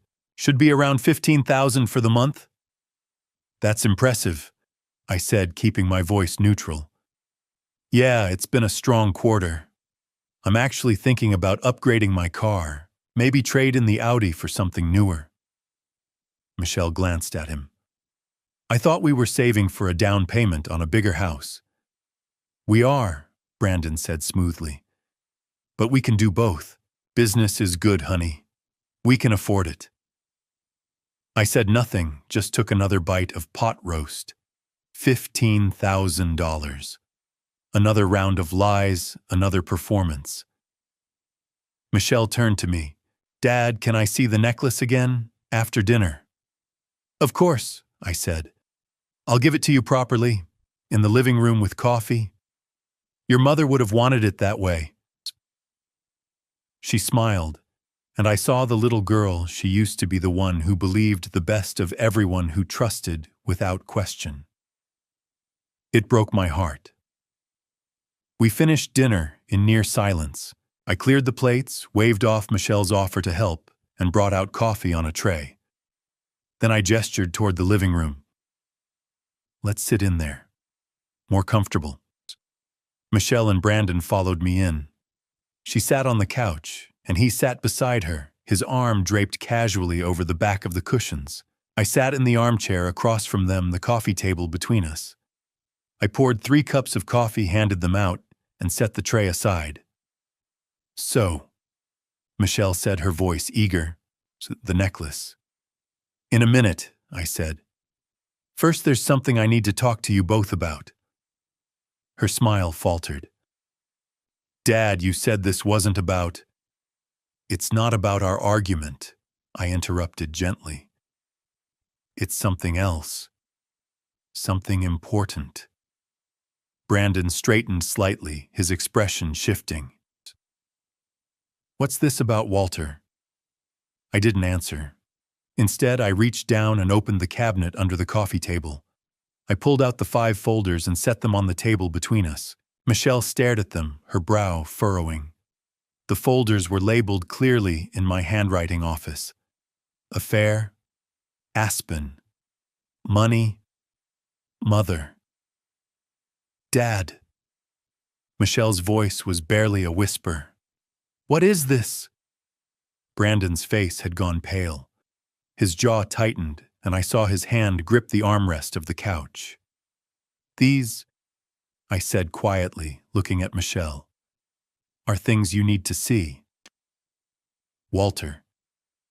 Brandon said, his voice suddenly hard. What the hell are you doing, showing my daughter the truth? Michelle looked between us, confusion and fear flickering across her face. Truth. What truth? Dad, you promised this wasn't... I know what I promised, I said. But some things are more important than promises. Your safety, your future, your happiness.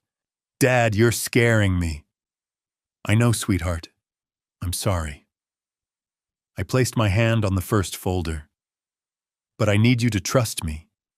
Just for a little while longer. Brandon leaned forward, his voice tight. Michelle, we don't have to sit here and listen to this. Let's go. No, I said firmly. You're going to sit there, and you're going to let her see what I have to show her. Or what? Brandon's eyes flashed with anger. Or she'll wonder for the rest of her life why you were so desperate to leave. Michelle looked at Brandon, then back at me. Her hands were trembling. Dad, what is this? I took a deep breath and opened the first folder.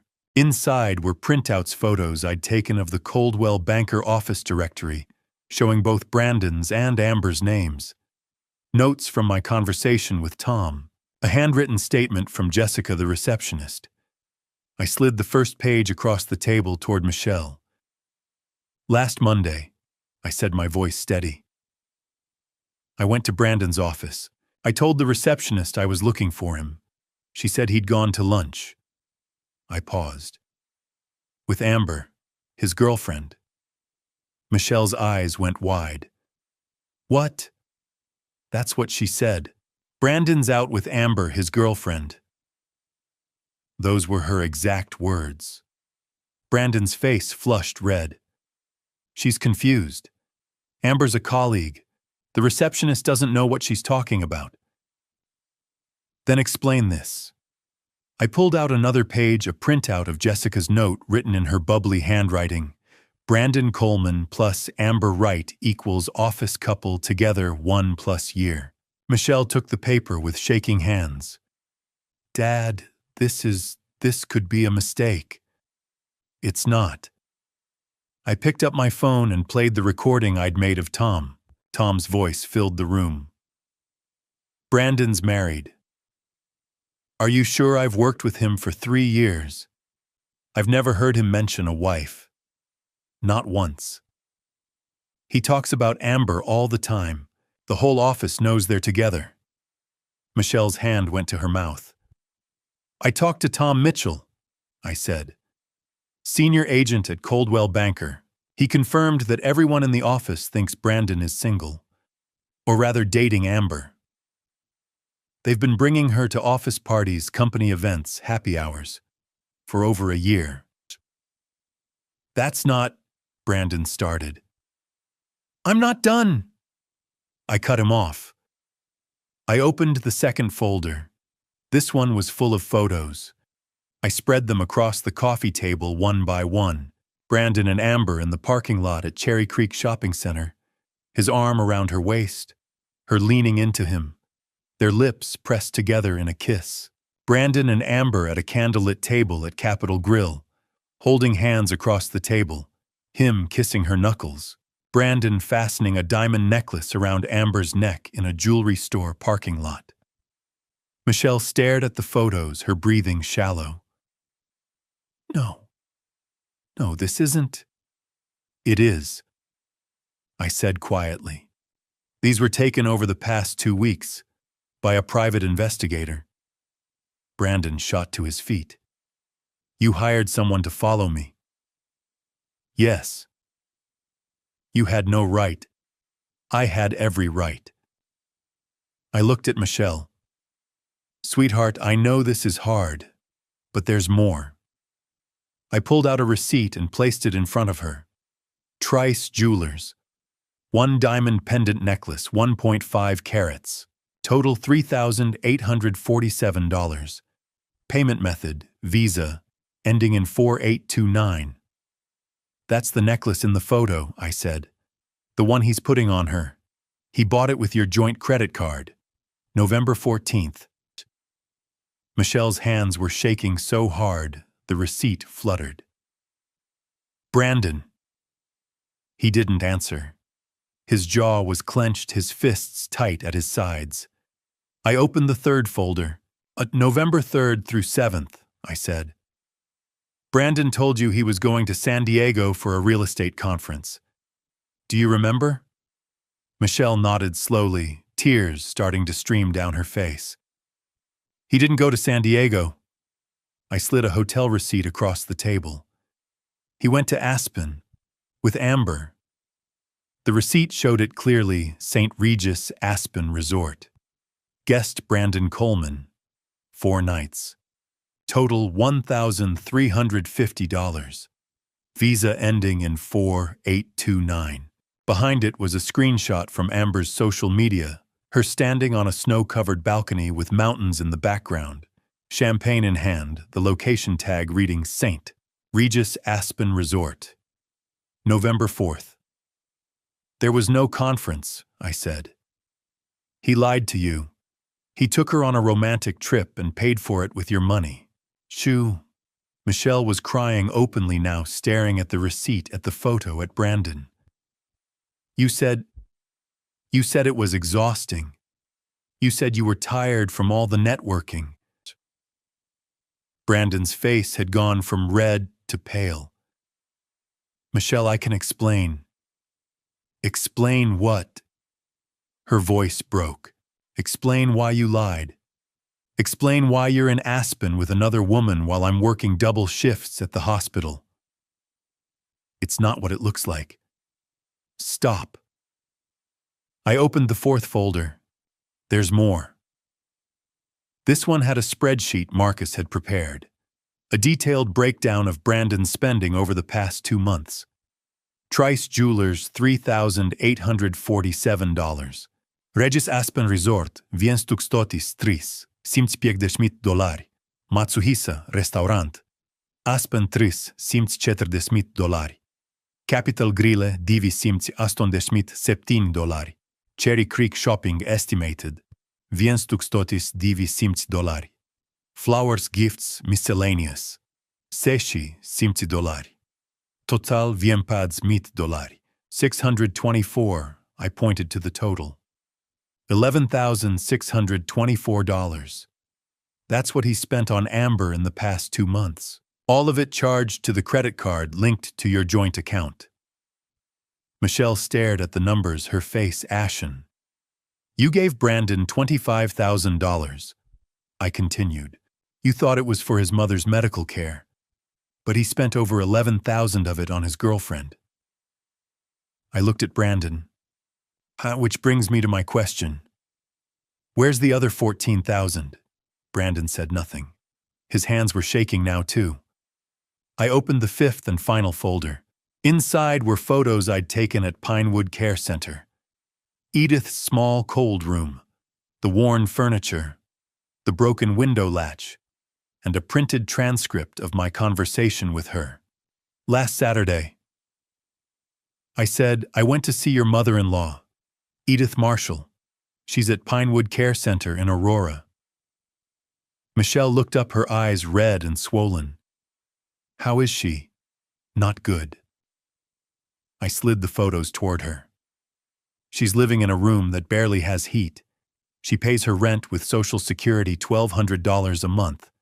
That's all she has. But Brandon said the medical bills were so high. There are no medical bills, I said. Edith isn't getting any special treatment, no medications beyond basic prescriptions for blood pressure and arthritis, no extra care, nothing.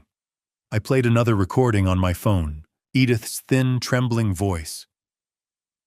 Brandon hasn't sent me any money. He promised to buy me a winter coat, a navy blue one, but he never did. I haven't seen him in 6 months. Michelle's face crumpled.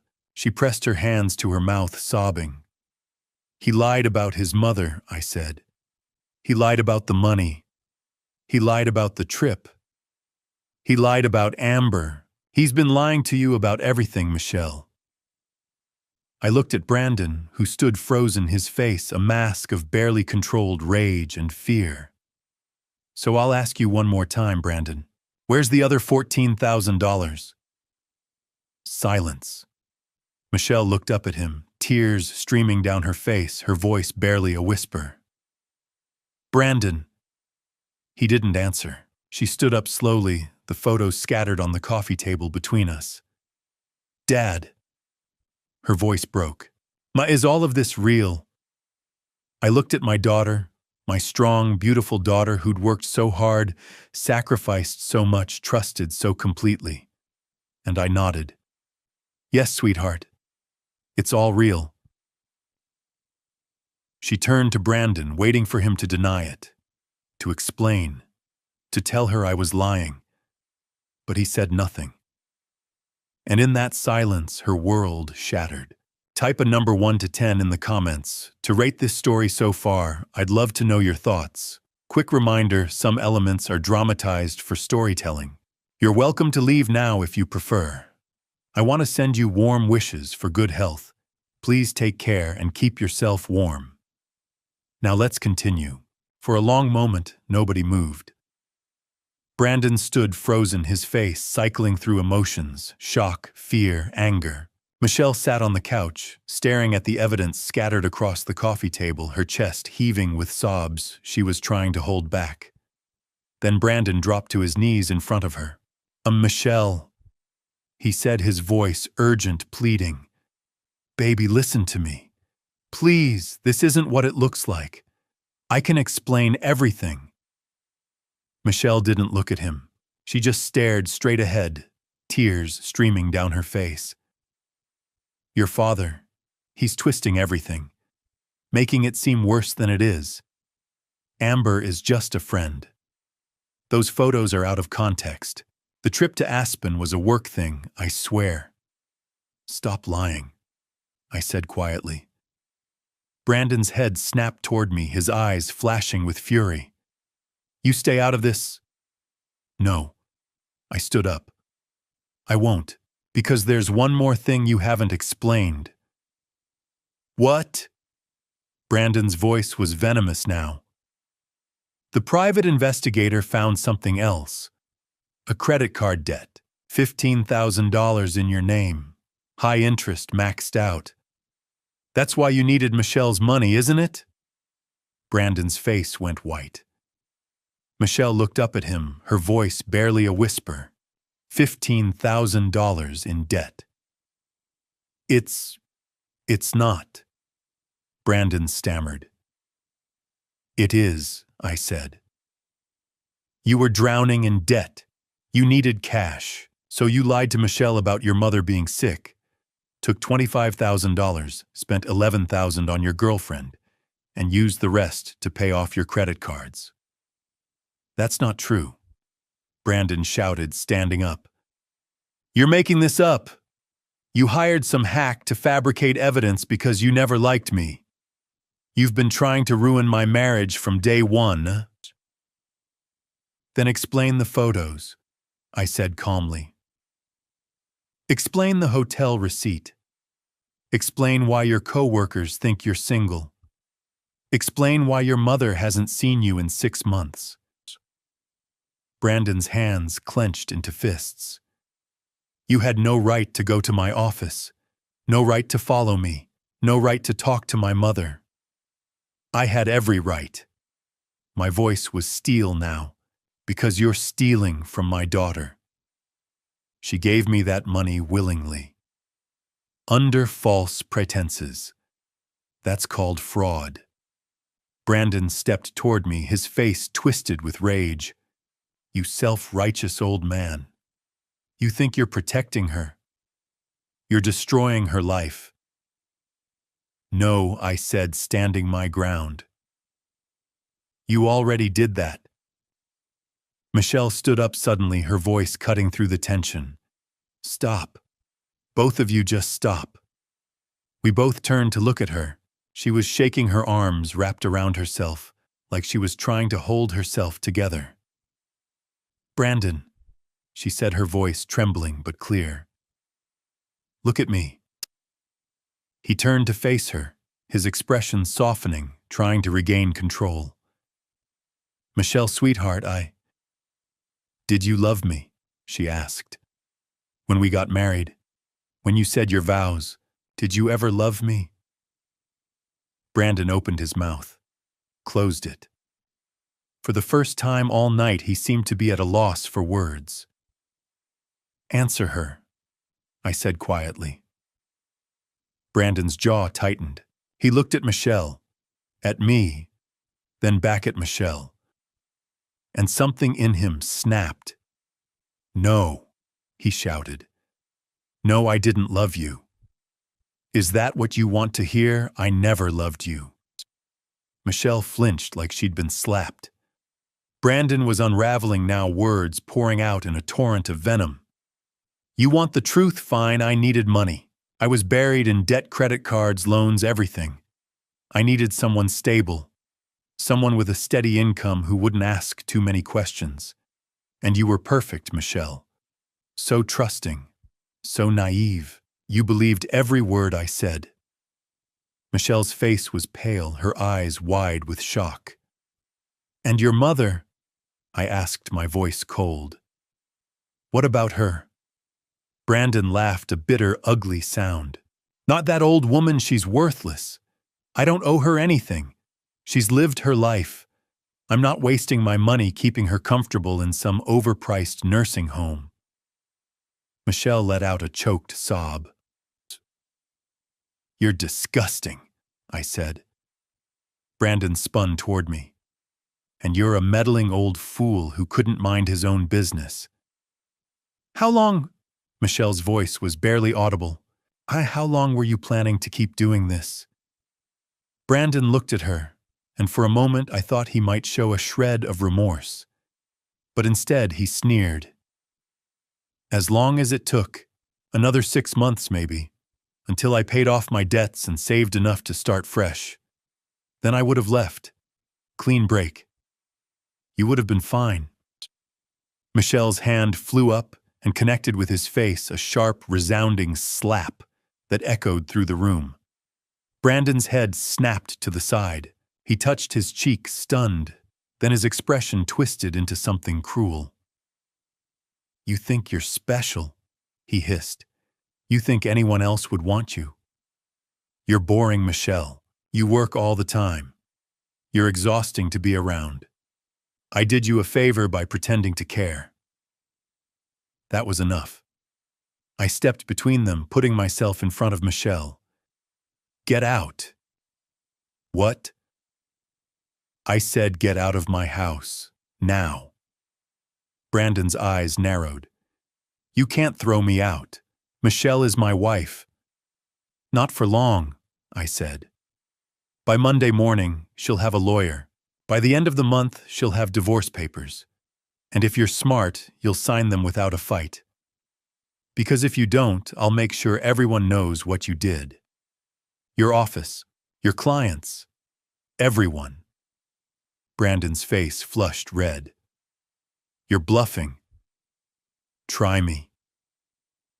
For a moment, we stood there locked in a silent standoff.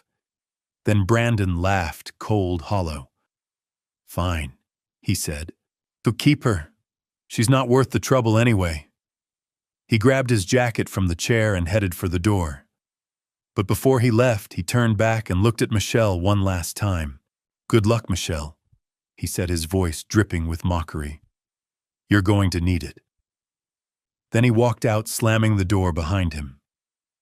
The house fell silent. Michelle stood in the middle of the living room, staring at the closed door, her body trembling. Then her knees buckled. I caught her before she hit the floor and guided her back to the couch. She collapsed into the cushions, her face buried in her hands, and let out a wail that tore straight through my heart. I sat beside her and wrapped my arms around her, pulling her close. She sobbed into my shoulder, great shuddering sobs that shook her entire body. I'm sorry, I whispered. I'm so sorry, sweetheart. She couldn't speak. She just cried, clinging to me like she was drowning. I held her tight, my own tears burning behind my eyes. On the coffee table, the pearl necklace sat untouched, gleaming softly in the lamplight, a symbol of love and family forgotten in the wreckage of a broken marriage. Michelle didn't speak for 3 hours. After Brandon left, after the door slammed shut and the sound of his car faded down the street, she just sat on the couch in my living room. Silent. Still. Her eyes fixed on the pearl necklace lying on the coffee table beside the scattered evidence of her husband's betrayal. I didn't push her. I didn't ask if she was okay, because I knew she wasn't. Instead, I quietly gathered up the folders, the photos, the receipts, and put them back in the cabinet under the coffee table. Out of sight, but not forgotten. Then I went to the kitchen and made tea. It was something Sarah used to do whenever Michelle was upset. Chamomile with a little honey. Sarah would say it couldn't fix the problem, but it could make the moment a little softer. I carried 2 mugs into the living room and set one on the table in front of Michelle. She didn't reach for it. She just stared at the necklace, her hands folded tightly in her lap. I sat down in the armchair across from her and sipped my own tea, waiting. The clock on the wall ticked loudly in the silence. Outside, a car passed. A dog barked somewhere down the block, normal sounds from a world that kept turning oblivious to the fact that my daughter's life had just shattered. Finally, at 10:15, Michelle spoke. I believed him. Her voice was hoarse, barely above a whisper. Every word, every lie. I believed all of it. I know. How could I be so stupid? You're not stupid, I said firmly. You loved him. You trusted him. That's not stupidity. That's what marriage is supposed to be. She shook her head, tears welling up again. But I should have seen it. The signs were all there, the expensive things, the trips, the way he always had an excuse when I wanted to visit his mother. Her voice broke. How did I miss it? Because you didn't want to see it, I said gently. Because seeing it would mean facing something you weren't ready to face. She looked at me, then her eyes red and swollen. Did you know before tonight? Did you know all along that he didn't love me, huh? No. I set my mug down. I had my doubts about Brandon. I thought he was too smooth, too polished. But I didn't know. Not until Linda told me she saw him with Amber. That's when I started looking. Michelle was quiet for a long moment. Then she said, I gave him $25,000, my entire savings, I know. And he spent it on her. on trips and jewelry and lies. Yes. She let out a choked laugh that turned into a sob. I worked so hard for that money, Dad. Double shifts, extra hours. I was saving it for a down payment on a bigger house, maybe a trip someday. And he just took it. I didn't have words for that. Nothing I could say would make it hurt less. Michelle wiped her eyes with the back of her hand. I don't want to go home, she whispered. I can't go back to that house. Not tonight. Then you'll stay here. She looked up, her expression fragile, almost childlike. Is that okay? Of course it's okay. This is your home too. It always will be. She nodded slowly, then stood up on shaky legs. I need to lie down. Your room's upstairs, same as always. She started toward the stairs, then paused and looked back at me. Thank you, Dad, for everything tonight. I swallowed the lump in my throat. I love you, sweetheart. I love you too. She climbed the stairs slowly, like every step took effort. I listened to her footsteps move down the hall, heard the creak of her old bedroom door opening and closing. Then silence. I sat in the living room for a while longer, finishing my tea. The house felt heavy, like the weight of what had happened was pressing down on the walls. I thought about Brandon's face when he'd confessed, the venom in his voice when he'd said he never loved her, the cruelty in his words when he called his own mother worthless. I thought about Michelle's face, the way it had crumpled when the truth finally hit her. And I wondered if I'd done the right thing, if showing her the truth had been an act of love or an act of destruction. At midnight, I turned off the lights downstairs and climbed the stairs to my own room. But as I passed Michelle's door, I stopped. I could hear her crying, soft, muffled sobs that she was trying to keep quiet. The sound of someone trying to break apart silently, so no one else would have to carry the weight of her pain. I stood outside her door, my hand hovering over the doorknob. Part of me wanted to go in to sit beside her to tell her it would be okay. But I didn't, because some grief is too private, too raw to be witnessed. Sometimes the kindest thing you can do is give someone space to fall apart. So I walked to the end of the hall and sat down on the floor, my back against the wall, where I could still hear her, but where she wouldn't know I was there. And I stayed. I stayed while she cried. I stayed while the sobs turned to silence. I stayed while the house settled into the deep quiet of the early morning hours. At 2 o'clock, the crying finally stopped. I sat there a little longer, just to be sure, then quietly made my way to my own room. I didn't sleep. I just lay in bed, staring at the ceiling, listening to the sounds of the house, the creak of old floorboards, the hum of the refrigerator downstairs, the distant sound of a car passing on the street outside. And I thought about Sarah, about how much I missed her, about how much I wished she were here to help Michelle through this. At 6:30 in the morning, I heard Michelle's door open. I got up and went downstairs. She appeared a few minutes later, standing in the doorway of the kitchen. Her eyes were swollen and red, her hair messy, her face pale. She looked like she'd aged 10 years overnight. "Morning," I said softly. She didn't answer right away. She just stood there looking lost. "I called in sick to work," she said finally. I can't go in today." "That's okay. Can I stay here?" Her voice was small, tentative. "With you just for a little while." I crossed the kitchen and pulled her into a hug. She buried her face in my shoulder, and I felt her body start to shake again. "You can stay as long as you need," I said. "As long as you want. This is your home, Michelle. Always." She clung to me, and we stood there in the kitchen while the morning light crept through the windows. Outside, the world kept turning, But in that moment in my kitchen, with my daughter in my arms, time felt like it had stopped. And for now, that was enough.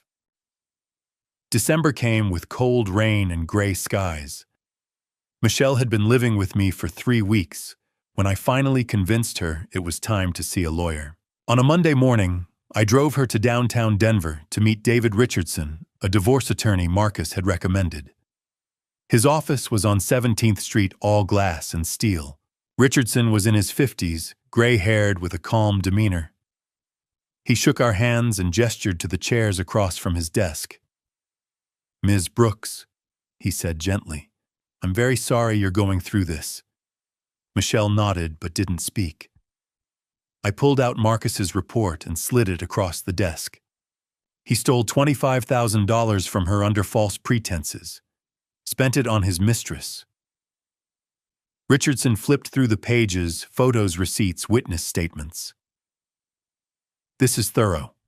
Colorado is a no-fault divorce state, but this evidence will be useful if he contests anything. And given the fraud, you could file criminal charges if you wanted." Michelle looked up sharply. "I just want him gone. I don't want to drag this out." Richardson nodded. "Understood. I'll draft the papers. We'll ask for the house half the joint account and reimbursement of at least part of the $25,000. If he doesn't contest, this could be done in 6 to 8 weeks. 2 days later, the papers were served. Brandon signed within 48 hours. No fight, no argument. He just signed and sent them back. Marcus called a week later, yet Brandon quit Coldwell Banker, left town. Word is he and Amber moved to Arizona, Phoenix maybe. "Let him run," I said, "as long as he stays away from Michelle." By mid-December, the financial picture became clear. The joint account had $8,000 left. Michelle got all of it. The rest of the $25,000 was gone. Spent, withdrawn, vanished. Richardson tried to track it, but Brandon had moved money in ways that were hard to trace. "We could fight for more," Richardson told us, "but it would take months and cost thousands in legal fees. There's no guarantee we'd recover anything." Michelle shook her head. "I don't want to fight anymore. I just want to be done." By Christmas, the divorce was final. Michelle held the decree in her hands on a cold Saturday afternoon, staring at it like she couldn't believe it was real. "It's over," she whispered. "It's over," I confirmed. She looked up at me, her eyes empty. "Why don't I feel better?" In January, Michelle made a decision. "I'm selling the house," she said one morning over breakfast. "Are you sure?" "Yes. I can't live there anymore. Every room reminds me of him. I need to start over." "Where will you go?" She looked at me hesitant. "Could I stay here just for a while?" "Of course. Stay as long as you want." She sold the house in February. It went quickly, nice neighborhood, eager buyers. The sale netted her $85,000 after paying off the mortgage. It wasn't the life she'd planned, but it was something. Michelle went back to work at St. Joseph Hospital in late December. Her co-workers welcomed her back with quiet kindness. No one asked questions. They just supported her. One of the nurses, Karen, pulled me aside when I came to pick Michelle up after a shift. "She's strong," Karen said. "Stronger than she knows. She'll get through this." "I know," I said. "But it's hard to watch." "It always is." That evening, Michelle and I sat in my living room. She'd been quiet all day, staring out windows, picking at her dinner. Finally, she pulled the divorce decree out of her bag and held it up. "I'm free," she said, her voice hollow. "I legally, officially free. No more Brandon, no more lies, no more marriage." "That's a good thing," I said carefully. "Then why does it feel so empty?" Her eyes filled with tears. "I thought freedom would feel different. I thought I'd feel relieved or happy. But I just feel nothing." I moved to sit beside her on the couch. Because it's not just about being free from him. It's about losing the life you thought you had, the future you'd planned. That takes time to grieve. She leaned her head on my shoulder. How long, Dad? I don't know, sweetheart, but you'll get there. I promise. She held the decree, staring at the official seal, the signatures, the legal language that ended 4 years of her life. I'm free, she whispered again. But it sounded like a question. January came quietly, bringing with it a hesitant kind of hope. Michelle had been living with me for 2 months, and slowly, so slowly, I almost didn't notice at first, she was starting to heal. She laughed occasionally. She talked about work. She made plans for the future. And one morning over breakfast, she said something that surprised me. I want to see Edith. I looked up from my coffee. Brandon's mother. Yes. Michelle set down her fork. I've been thinking about her, about what you told me. She's all alone in that place, and it's my fault. I sent Brandon money to take care of her, and he just abandoned her. That's not your fault. I know, but I still feel responsible. She deserves better. And Dad. Michelle's eyes met mine. Brandon promised her a coat, a navy blue winter coat. I want to give it to her. So that Saturday, we went shopping. We drove to a department store in Lakewood, and Michelle walked straight to the women's outerwear section. She found a beautiful navy blue coat, wool blend, warm lining, simple and elegant. It cost $120. Perfect, she said, running her hand over the fabric. We bought other things too. A soft fleece blanket for $40. A warm scarf for $25. Thick wool socks for $15. Michelle paid for everything herself. I want to do this, she said, when I tried to hand her my credit card. It matters to me. Sunday morning, we drove to Pinewood Care Center in Aurora. I parked in the same spot I'd used months ago, and together we walked inside carrying the bags of gifts. The receptionist barely looked up as we headed down the familiar hallway to room 14. I knocked gently. Mrs. Marshall, it's Walter Green. I've brought someone to see you. Come in, Edith's voice called. Michelle took a deep breath and we stepped inside. Edith was sitting in her armchair by the window, just as she had been the last time I'd visited. But when she saw Michelle, her face transformed. Michelle, she whispered. Is that really you? Michelle crossed the room quickly and knelt down beside the chair. Hi, Edith. I'm so sorry I haven't come to see you sooner. Edith reached out with trembling hands and touched Michelle's face. Oh, my dear girl, I've missed you so much. Michelle's eyes filled with tears. I missed you too. And I'm so sorry. I thought Brandon was taking care of you. I thought the money I sent was helping. I had no idea he was lying to me. I should have come to check on you myself. I should have... Stop, Edith said, gently cupping Michelle's face. This isn't your fault. None of it. Brandon is my son and I love him, but what he did, that was his choice, not yours.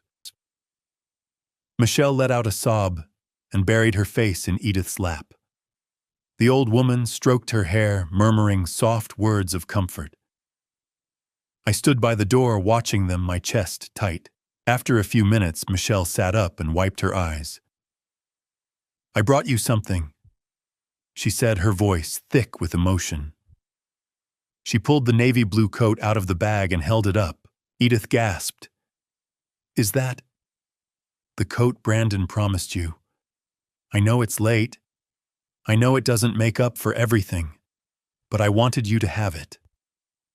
Edith's hands shook as she reached for it. Michelle helped her stand, then gently draped the coat over her shoulders. It fit perfectly.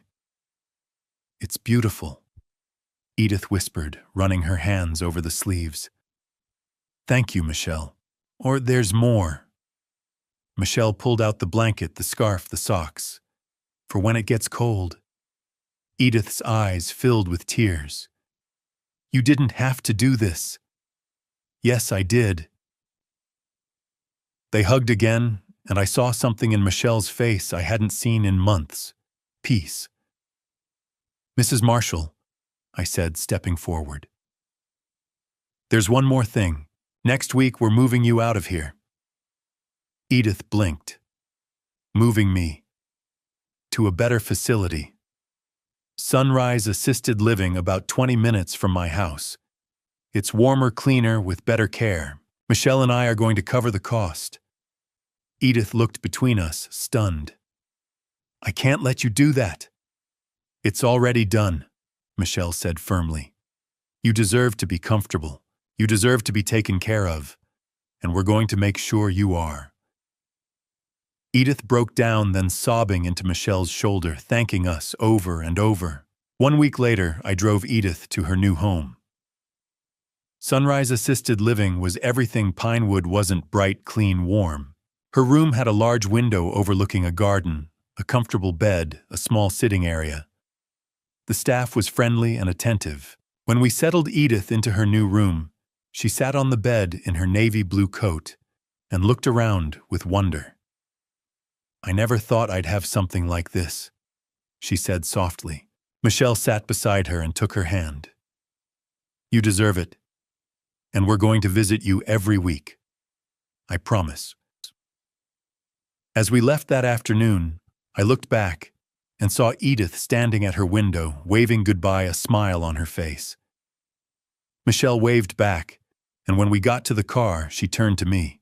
Oh, thank you, Dad, for showing me what needed to be done. You're the one who did it, I said. She shook her head. We did it together.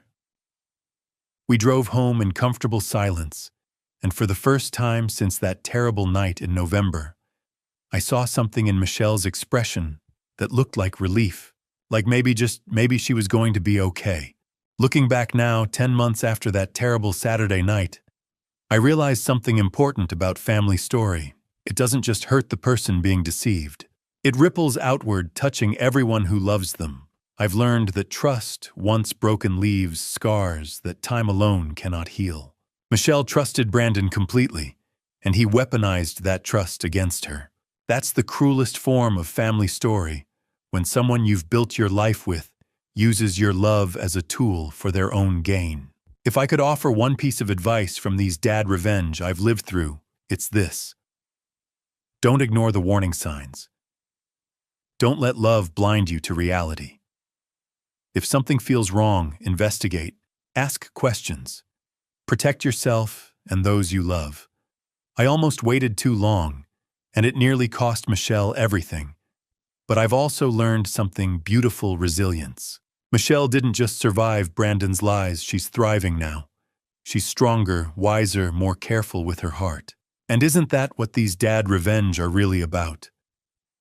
Not the pain, but the healing that comes after. Family Story taught us both that sometimes the most loving thing you can do is tell a painful truth. Sometimes you have to break someone's heart to save their life. As the Bible reminds us, the truth will set you free. It may hurt first, but freedom always follows. My advice: trust your instincts. Protect your family fiercely. And never ever let someone make you doubt what you know in your gut to be true. Because in the end, these dad revenge aren't just mine. They're lessons for anyone who's ever loved someone enough to fight for them.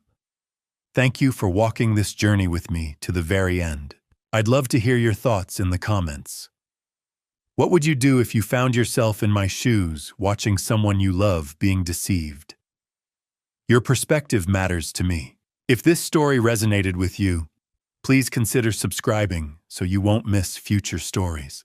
A gentle reminder: while inspired by real-life situations and social dynamics, certain elements have been dramatized for storytelling purposes. If this content isn't to your taste, Feel free to explore other videos that might suit you better.